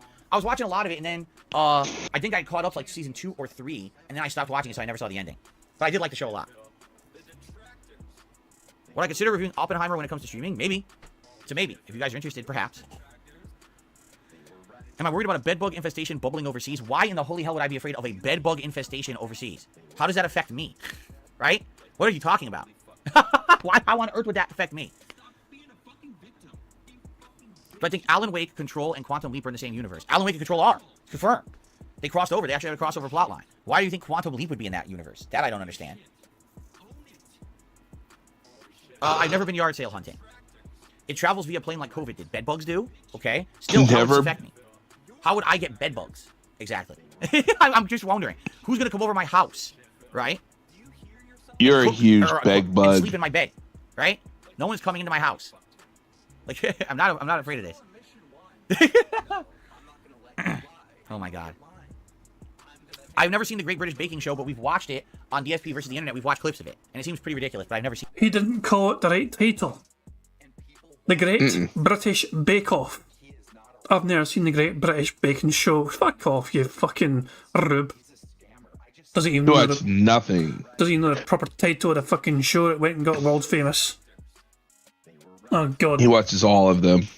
And he knows it. So Derek's in the chat right now in Phil's Stream and says, Joey Chestnut's nickname Jaws ate 62 hot dogs in 10 minutes at the annual July 4th event on Coney Island. On July 4, 2007, Chestnut won the 92nd annual Nathan's Hot Dog Eating Contest. Why is Derek sharing random hot dog trivia in Phil's stream? Do we even want to guess why? It's Darish. It's what he does. Oh god, what a creepy little bastard. In the show itself. Oh, that's right. Packages from France. You're right. I'm just constantly getting packages from France at my house, so the bugs are going to jump from the packages into my bed. I got it. There you go. Yes, I possess both a MacGuffin device and a time machine. Perfect. I want to give you, Adam, the opportunity to kind of say what you wanted to say, your overall thoughts about the interview. You're the This is 1.5 speed, remember. All is dead air. Have I ever gone to a butterfly observatory? In Seattle, in a place called the Pacific Science Center, they have a butterfly room.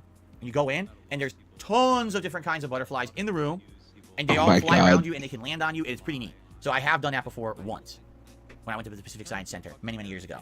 But outside of that, no, but the once, it was really nice. By himself.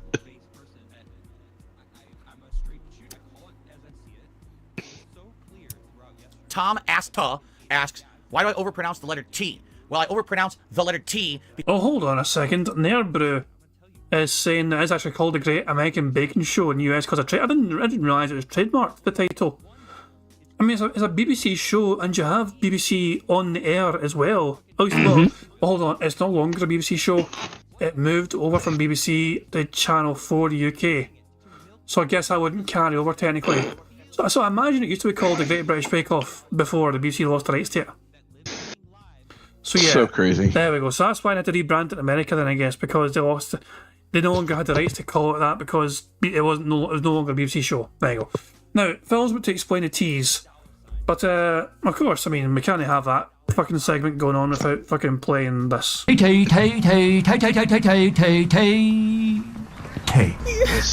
You mean there's too many T's in the world. It's a must, you know. Anytime Phil goes on about tea, I need to play that. You know, it's a guarantee. Mom asks, why do I overpronounce the letter T? Well, I overpronounce the letter T because I like to emphasize when I speak, so you can hear the syllables clearly and concisely. There are many people who listen to me on demand, and they want to understand what I'm saying without lip reading. So I emphasize when I speak, so people can hear as I enunciate. What an asshole. What a silly question for you to ask on my spoken word podcast. Good Lord, people are crazy. Anyway, I'm doing good, Jay. Thank you for asking. I'm doing well today. What's my biggest upcoming game other than Call of Duty? Oh, man. we're almost through most of the major releases for the year, are we not? I feel like we are. Right? Let me see here. Let's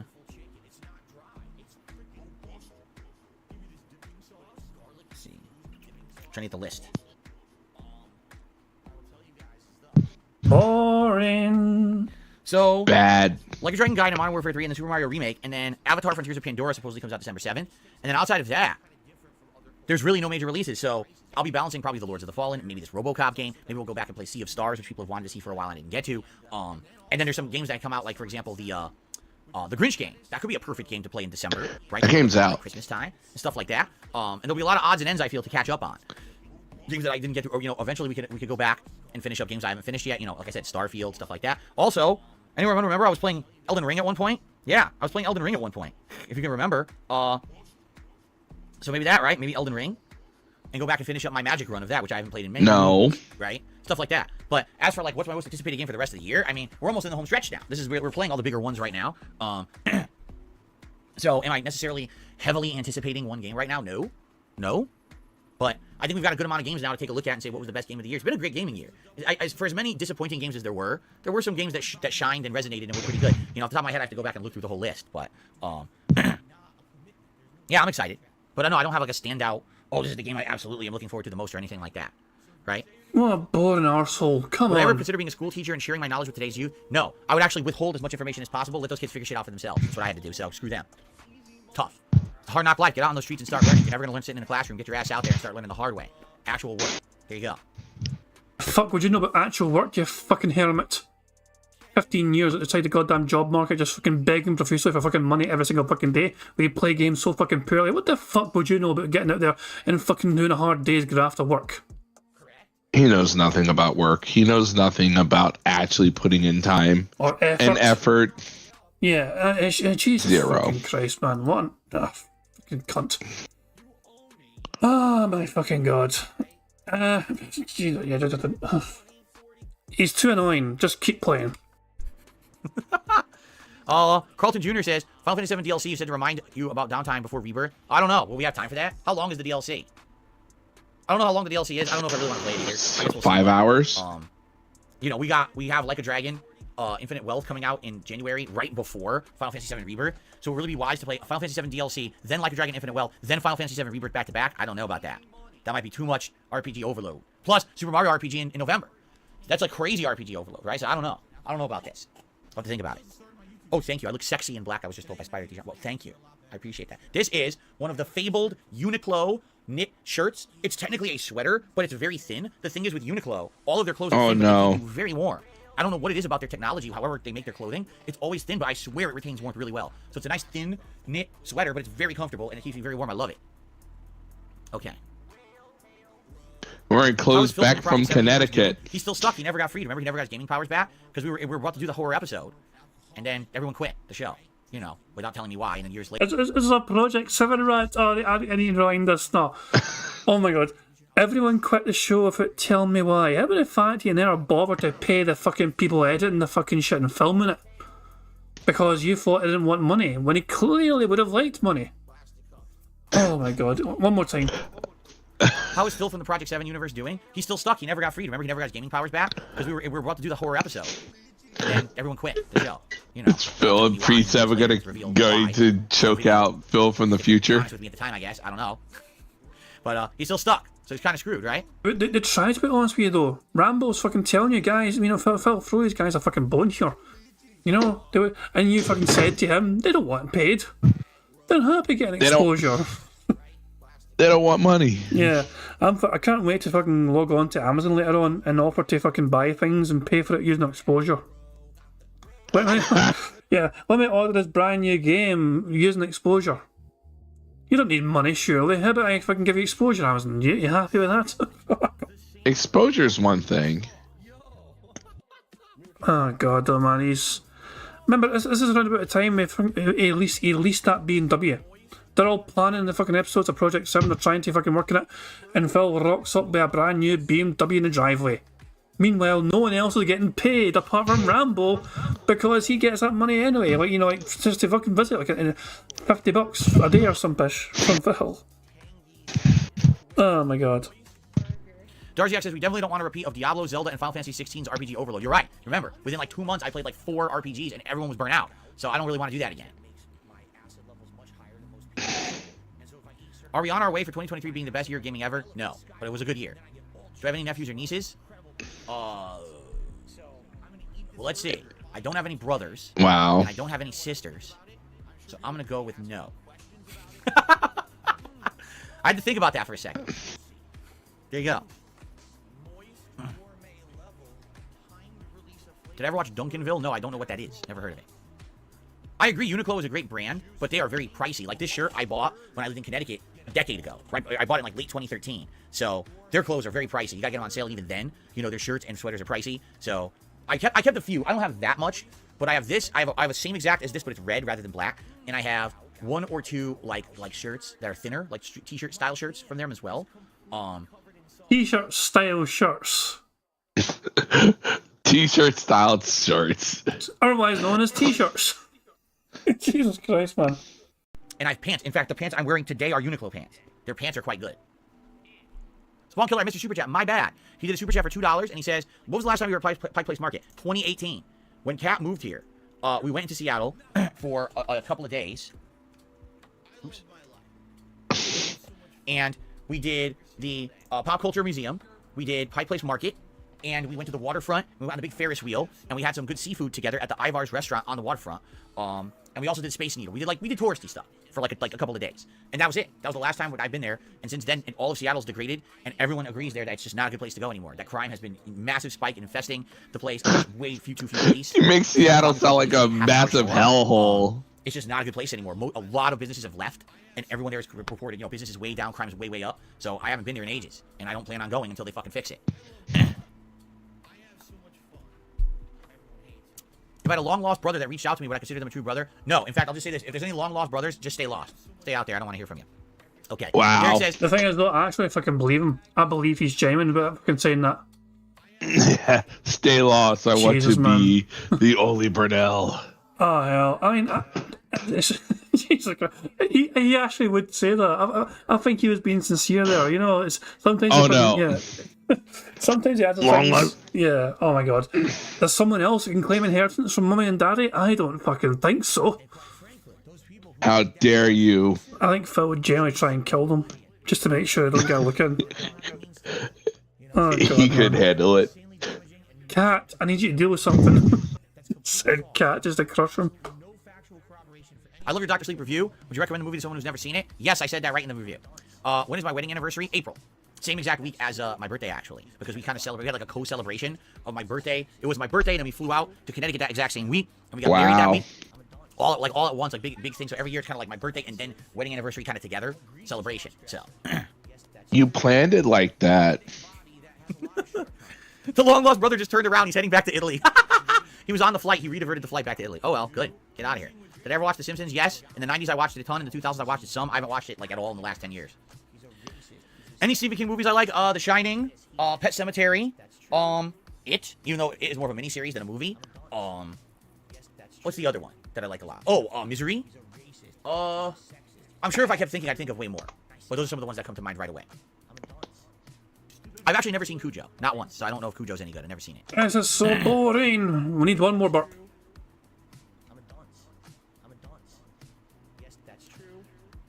People person, we already talked all about Metal Gear Solid 3 Delta. You're late. We already talked about it on this very stream. You missed it. I received a $20 tip from 1 Minute Man. Thank you so much, 1 Minute Man, for your support. In fact, I'm going to go out of my way, and I'm going to thank 1 Minute Man, and here's why. 1 Minute Man comes on this stream every day, and he contributes. It doesn't matter what I'm playing, what I'm doing, he contributes. Yesterday, if it wasn't for 1 Minute Man, it would have been the slowest stream I've had in years. I mean it. If it wasn't for his daily tip, that first stream of Mario yesterday would have been, awful. And at least, I know I can depend on that kind of tip every day. I really appreciate that, 1 Minute Man. Thank you so much. Did I play the animation? And so Phil isn't going to bother to address the fact that Phil receiving $120 at a minimum per day, per week from 1 Minute Man. Sometimes he tips $30. Sometimes he will go against the grain and tip 25 and 30, but he does usually tip 20 for the most part. But he doesn't find anything strange about 1 Minute Man giving him 120 every week at least. No. which per month works out to what? Around what? 500 a month? At this point, it's just expected.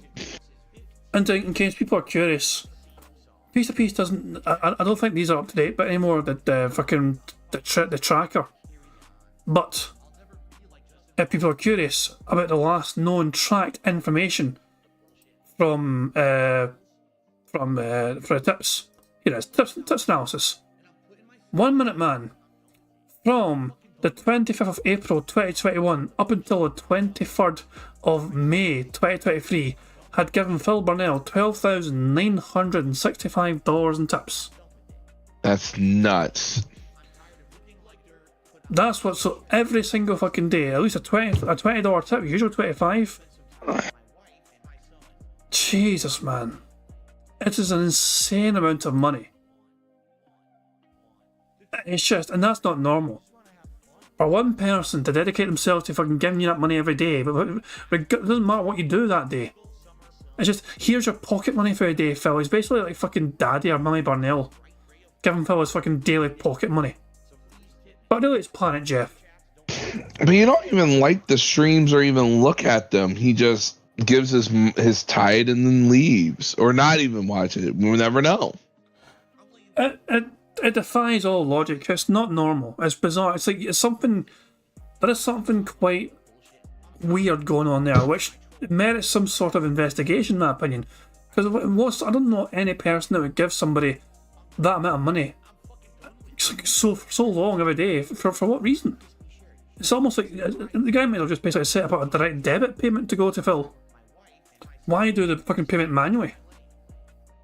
It's greatly appreciated whenever, if we're having a day like that, and then 1 Minute Man still comes by and supports the stream no matter what. That's really nice. So thank you so much, 1 Minute Man. I really appreciate it. Did the animation not play again? Did the site glitch again? Seriously? It did. Okay, hold on. How did I fix this yesterday? Oh, thinking hard. Yesterday it stopped working too, and then I had to like refresh, and then it worked. They fucked it up. So this website keeps screwing up. It screwed up yesterday too. They gave me some weird error, and then I reloaded and it worked, but now it's not working. And I know it's not an update to OBS. I haven't updated my OBS settings at all. So I know it's not that.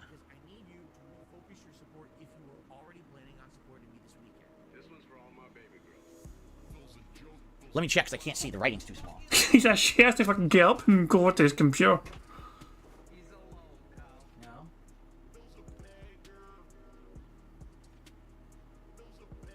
No, see, that's all. Just wasting more time. Mm-hmm. But our time is more precious than his time. Ah, come on. Hurry the fuck up. Come on. This is so boring. We went from PlayStation sounds to staring at chairs. It's a stream. It's the fucking Shawshank Redemption, right? But with more tunneling through shit and no fucking redemption. Ah, Christ, man. This is awful. Wow, Phil. It's just this. Jesus! Right! Got it. Oh, he's got it finally, apparently. He's fucking got it. Yeah, it's playing animation. Fucking ready for that. He got something. Yep. I fixed it. They were messing around. They were messing around with stuff. And Who? You should. basically I think they had updated the site. They had updated the site with various new things, and I had to just refresh the whole site, so. Okay, cool. Alright guys, anything else? Or shall we adjourn and take a brief break? I do have to use the restroom today before we start with Spider-Man. Take a brief break. No, I've not considered ancestry DNA test. I don't really care. Alright. Alright, let's adjourn, shall we? Let's adjourn. And thank you all for watching. I will be back to Friday, of course, with Alan Wake. I'm very excited for Alan Wake this coming Friday. And I hope that you'll have a good day off tomorrow, because I won't be here. But in the meantime, enjoy today's... Oh. Hold on. Thank you very much to Nerdbrew for the super chat to basically just send a burger. It's like a wee burger icon. That's a robust looking burger, I must say. Definitely need a burger after this, and maybe I need a lot of things after this. Holy shit, Phil. You need alcohol after this, man. And during Phil, you need alcohol. Fuck me, man. Yeah. So yeah, I'm trying to time this right, so I meet it in time for when Phil does his his jump scare sound thing, you know. And I hope that you'll have a good day off tomorrow, because I won't be here. Wait In for the it. meantime, enjoy today's streams, and of course, happy Halloween. Mute it in time, there we go. I fucking timed it perfectly that time. Didn't even fucking hear the scream go off. That was awful. Get fucked, Phil. Top good 10 most. All right, hold on one second, everybody. Oops. Still going, he's not away yet. Almost at the end, though. We need one more burp, remember, for another free space. Man. Okay, let's take a brief break. I'll be back in like 10-15 minutes. I am going to run some ads today because I have to use the bathroom. Okay, everyone? But thank you for being patient. And then we will continue on with Spider-Man 2 on the stream here today. All right, everyone? All right, thank you so very much. And I shall see you shortly. Cool. I guess we can now fast forward. So Phil's away at, what, 12:39 PM his time. So, we can fast forward, of course, because we have plenty of speed up juice. So 12:39, he was away. He returned at 12:57. He was away for 18 goddamn minutes. Wow. Oh, Jesus. Alrighty, everybody, I'm back. And we're about to begin with Spider-Man 2. Thanks for being patient. I hope Jasper didn't sneak in here during the break, because I let the door open. Usually Man, he's moving a lot. Open today. And I just said to my wife, I said, "Did you see Jasper around?" And she's like, "No, I don't know where he is." I'm like, "Oh, I hope he didn't like sneak into the office during my little bathroom break there, and now he's hiding like in the closet or something." What are you blowing? No, I don't see him. I don't think he's in here. I'll tell you one thing, he's not blowing bubbles. Yes. Is there a way to get a membership on mobile? Type exclamation point membership into the chat. A command will pop up. When you click on the command, a pop-up should appear in the chat, and you should be able to get it there. Normally, you should be able to do it on mobile, but some people have told me there is difficulties. I don't know why, but that command should allow you to do it, okay? I already have streamer mode enabled in the game. It's already enabled. We turned it on, but the game still uses licensed music at certain parts for absolutely no good reason, despite the fact you've enabled streamer mode. Because that was one of the first things we did in the options. It was there, and I turned it on. And then they used a licensed song in the intro, too. However, the intro didn't get claimed, but yesterday it did for that one random song. Very weird, but, you know. Whatever. Modern game development, right? What a bitter bastard. Okay. All right. What a bitter piece of okay? shit. Look at him making sure. I think he's going to make There it sure is. streaming modes. Look at that See? shit. Still does it anyway. So there you go. Okay, you guys ready? Shit, man. He's got to Jason catch up Brady, to Me me too. basically All right, as we in begin, this. couple quick reminders. Best ways to support stuff today would be memberships or I gifted know, memberships, Bagman. because we have dipped a ton, and it would be great to get back to where we were. Oh my Tier god. tips. I'm trying to at least hit the tier 1 tips goal every stream. We did do that with Spider-Man last night. Thanks to everyone who supported that. But the Mario stream was very slow yesterday. So a solid day today of support would be appreciated, okay? All right, here we go. Okay, everyone, so resume. That motherfucker is now recording for YouTube, which brings an end to the bingo. We were too shy. I think it's free shy, but 2 free spaces, didn't we? With the likes and the snorts. So I'm going to take off these 2. Burger. 5 in a row. That's concerning. So, sadly, we were 3 shy of a full house. So, it went far away at all. We were quite close, but no cigar. It's a shame. But it has been a wee while since we've had a full house. Phil has been quite frustratingly boring, which a boring Phil usually means a lack of full houses. But, Yeah, it happens. Nothing we can do about that, you know, bugged bingo mechanics and all that jazz, but we should enjoy some otters instead. I guess what we could do is, we can go back to Phil very briefly and see how live Phil's doing. He's at $26 in tips right now. Let's see how that's changed. Still on $26, not a single dollar's been gained. Oh god, poor Phil. He's not gained a member either. I think he got a super chat and that was about it. Boo. Fucking who for Phil. Let's get rid of that fucking idiot though. And let's just focus on enjoying some nice, cool, relaxing otters swimming by if they want to. Indeed. Where the fuck are they? They need to go to Monterey Bay again. Oh, they're getting fed. That's actually not bad. It's cute to see them get fed. Just lying on their fucking bellies. That one made that one zoom around in circles. Fucking hell. In the hole. But yeah. Guys, I'm going to wrap things up there. Raven, thank you for joining us on Bingo. Sorry it wasn't a full house today, but finally great to have you on the show, pal. Finally great to... It's DSP. You get what you can get. Sometimes you get the gold dust. Sometimes you get, well, one of the most boring shows he produced today. That's what I'm saying. It's a tough one. Sadly, it wasn't a very exciting podcast from Phil. You know what I mean? Hopefully he can be back for a more exciting Bingo podcast, you know. You know, we can only I'll do, be back. Yeah, we can only do what we're given to work with, as you know. But yeah, that was fucking bollock torture from Phil today. Jesus Christ. Oh my god. But hey, I don't even remember almost a single thing he said. I'm like, oh, that just seemed, and that's the problem. Yeah, it's a You're tough one. gonna do a podcast and then nothing sticks with you. Great job. Yeah, it really was just a whole lot of bloat from Phil. You know, it would have been better off just fucking starting the game straight away rather than fucking talking. There we go. But still, thank you for enduring it with me. You know, you certainly helped ease the pain. And also thank you to everyone in chat as well for also enduring the bingo with us all and being along for the ride. Oh yeah, definitely needed some much needed bitch mode because he's a bitch. Yeah. Actually, I want to watch that. Should we watch that for the end as well? Actually, just use that infamous. I'll say infamous, but it's a quality one. It's certainly not infamous. Yes. But that Pixar animation of just, you bullying Phil, essentially. I think we get to watch that. So give me a second here. Let me find it. Where are you, Pixar? I need to scroll down. Scroll down some more. If I probably fucking scrolled past it, no matter. I'm just gonna fucking search the goddamn thing. It's easier. But if I can look down and select the left hand side for all my wee, subscribers, or here it is here. So where is it? There it is. There you go. So I think so. We're gonna end with Down the Retcon Hole, a classic Pixar animation short featuring our guest today, Ravens Dolphin, who absolutely annihilated Phil, reacting to his story about Jahan, Mike Watson. If you've never seen this before, you're in for a fucking treat. I'll tell you that now. So let's just watch this and then we'll fully finish things up. But yeah, guys, if you've never seen this before, enjoy. I'd love to see the Pixar animated feature of DSP going to the parking lot. He's just crying like a bitch. Just the waterworks and everything.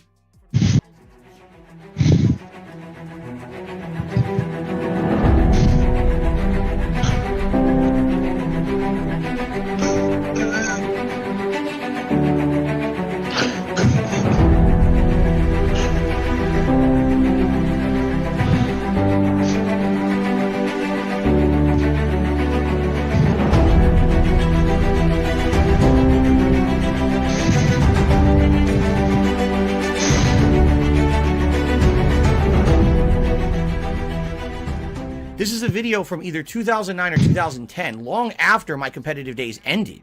This was a rarity that I would even attend a Street Fighter tournament. Yet this clip is being used as evidence that back in the day, when I was a competitive Street Fighter player, that I was some kind of an angry asshole that caused problems all the time. Where am I playing? You still haven't told me.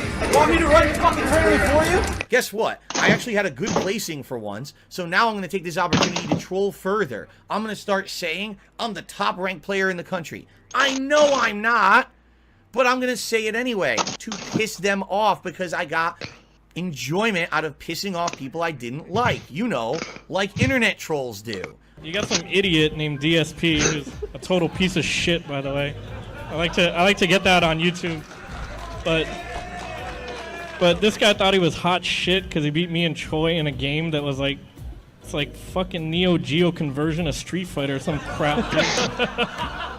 and he was so proud that he put under his signature he's the #1 U.S. ranked Super Turbo player that year. But I mean, look at him now. All right. First of all, if you don't know who these gentlemen are, on the far left you got John Choi. In the middle, you got Mike Watson. On the right, you got Alex Valle, the OGs of competitive Street Fighter from the West Coast. Okay? Now, I have history with Mike Watson. All right? I'm about to lay a story on you that you guys do not know. No one knows this story. I've never told it before. Along with me being an asshole online back in the day, I used to be an alcoholic. All right, I've admitted this before that I used to drink way too much. Okay, I've never really publicly talked about it in the context of Street Fighter. All right, I was pretty bad at one point in my life where I would drink and I would just do online shit that I didn't even remember and I didn't control myself, and it was very unfortunate that I did it. And now I can look back and say, wow, I'm a way more well-adjusted individual, right? But I got so drunk that I actually just completely destroyed Mike Watson in an IRC chat. Okay, MIRC is an old chat client everyone used to use to talk about Street Fighter online. Haha, you old man, I beat your ass, and you suck ass, and you think you're so good, but you're just an old crotchety dude, and you can't play anymore. I basically, like, really talked shit to the guy while I was drunk, all right? To the point where he got so upset that he actually private messaged me, and he's like, dude, I'm gonna come beat your ass. Like, I'm so angry at you that I'm gonna find you, and I'm gonna fuck you up. I went to an EVO qualifier in 2007 that was on the West Coast. It was held in California. Basically, I played, I did really well, and I was framed. All right? Well, not framed, I was set up. That's what I actually want to say. I was set up. People were pretending to kind of be friendly with me and led me into a trap with Mike Watson and Jaha. Jaha, for those who don't know, infamous in the Street Fighter community for being a big, muscly, Asian guy. I forget if he's Vietnamese. That is not the right way to fucking use the term. I wouldn't make that mistake earlier on and said it was fucking infamous, this fucking video, which is not. Infamous means you're fucking famous for very bad reasons. But Jaha, he's saying he's infamous for fucking being a big beefy bastard who fucking looks after himself and works out. That's a good thing, that's a good quality. Yeah. And also Phil saying he was set up, wasn't it? Who was it that's fucking with him at the time and fucking unbailed him? Was it Alex Vaya or something, or someone else? Was it Vaya? I don't know. There's somebody who's friendly with. Somebody can't tolerate. Now, who's the guy that LTG got beat off? Was it not a Toro? No, I don't think it was Arturo. Vasant. Yeah, that's it. Viscant or whatever, yeah, or him. It was that guy, that's what it was. So he was the one that fucking apparently set up DSP. He's or not, but he's a former Marine, I believe. But back in the day, he was known as kind of the tough guy of the Street Fighter community. All right. Do you want to fuck with Jaha? No. I mean, do I want to fuck with him? No. Do you want to fuck with him? No. And here's the animation, the recreation. I was set up that I was walking into a parking lot, and all of a sudden, there's Jaha and Mike Watson in my face. And they're basically saying, ha, we finally got you. Who the fuck do you think you are, you piece of shit, to talk shit online? That's it, we're going to fuck you up. All right? And I'm going to tell you the entire truthful story because... He makes it sound like they're just ganging up on him. They're like, we're going to get you, Phil. We're going to fucking get you. All right? At that point, I was staring right at Mike Watson. And I'm like, dude, I'm going to be honest with you. I actually have no idea what I said to you because I just have no recollection. And he's like, you're full of shit. He's like, I don't believe you. You're, I'm going to beat your ass. And I was like, no. I put my hands behind my back like this. And I said, you got to do what you got to do. If you feel like you're going to make you feel better to hit me, then go ahead. I guess I deserve it. You got to do. And he's like, well, I don't understand then. Why did you say those things? And I was like, dude, I'm an alcoholic.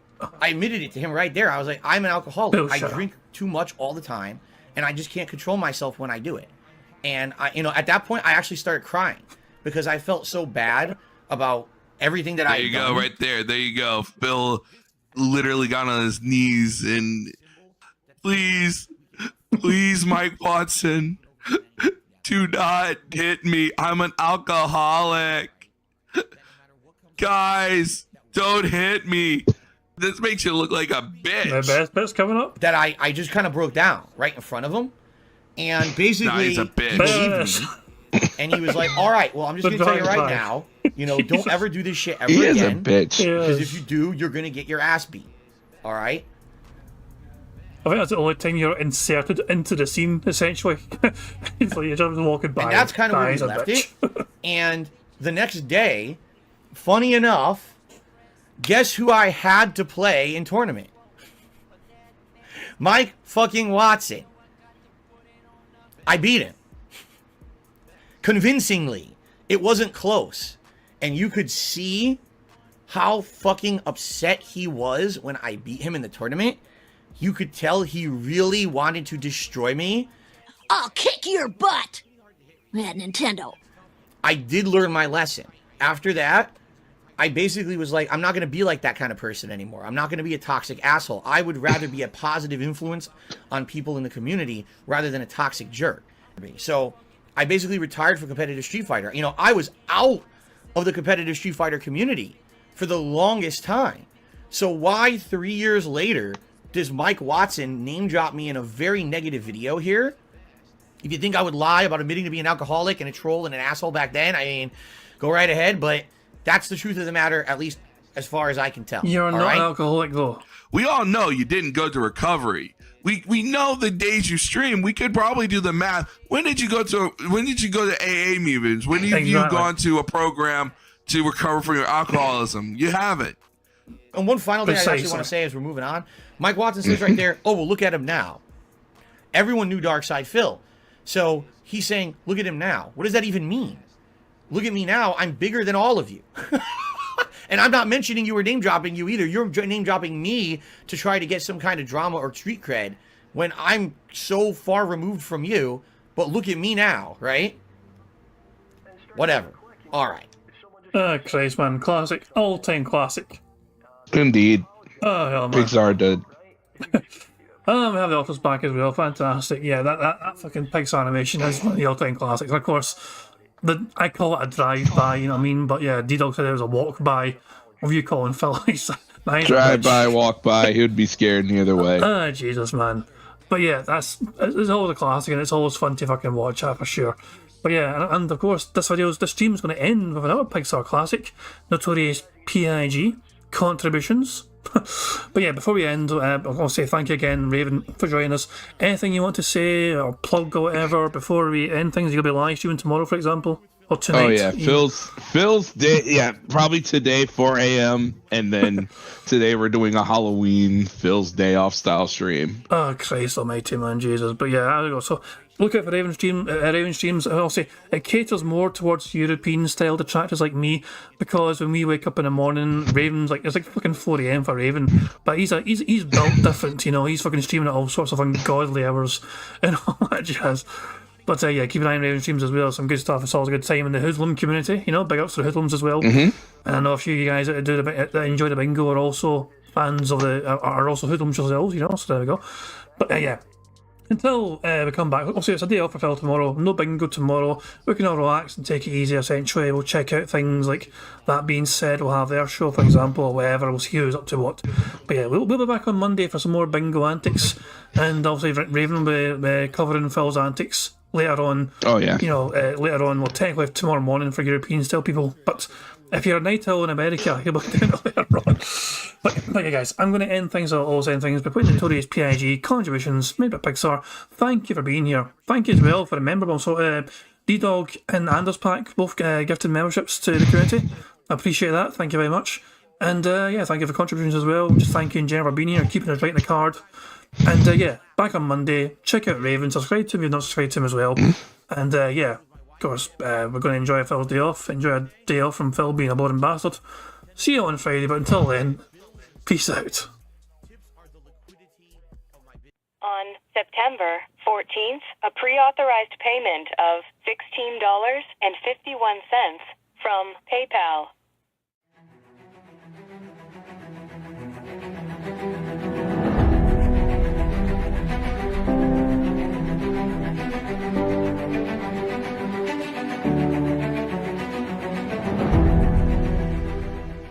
All right, Luna Mills has tipped me $1.30. It says, I'm back. What's your favorite type of shower?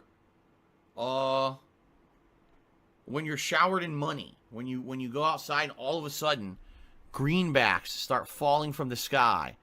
And you raise your face up, you're like, oh, you start dancing, you go, oh, money, money, yeah, yeah.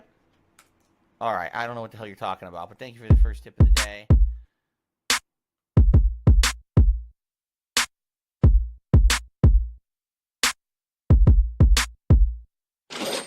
Money, money, yeah, yeah. Money, money, oh, money, money, yeah, yeah. Money, money, money, money, yeah, yeah. Money, money, oh, money, money, yeah, yeah. These contributions are mandatory. Money, money, yeah, yeah. Money, money.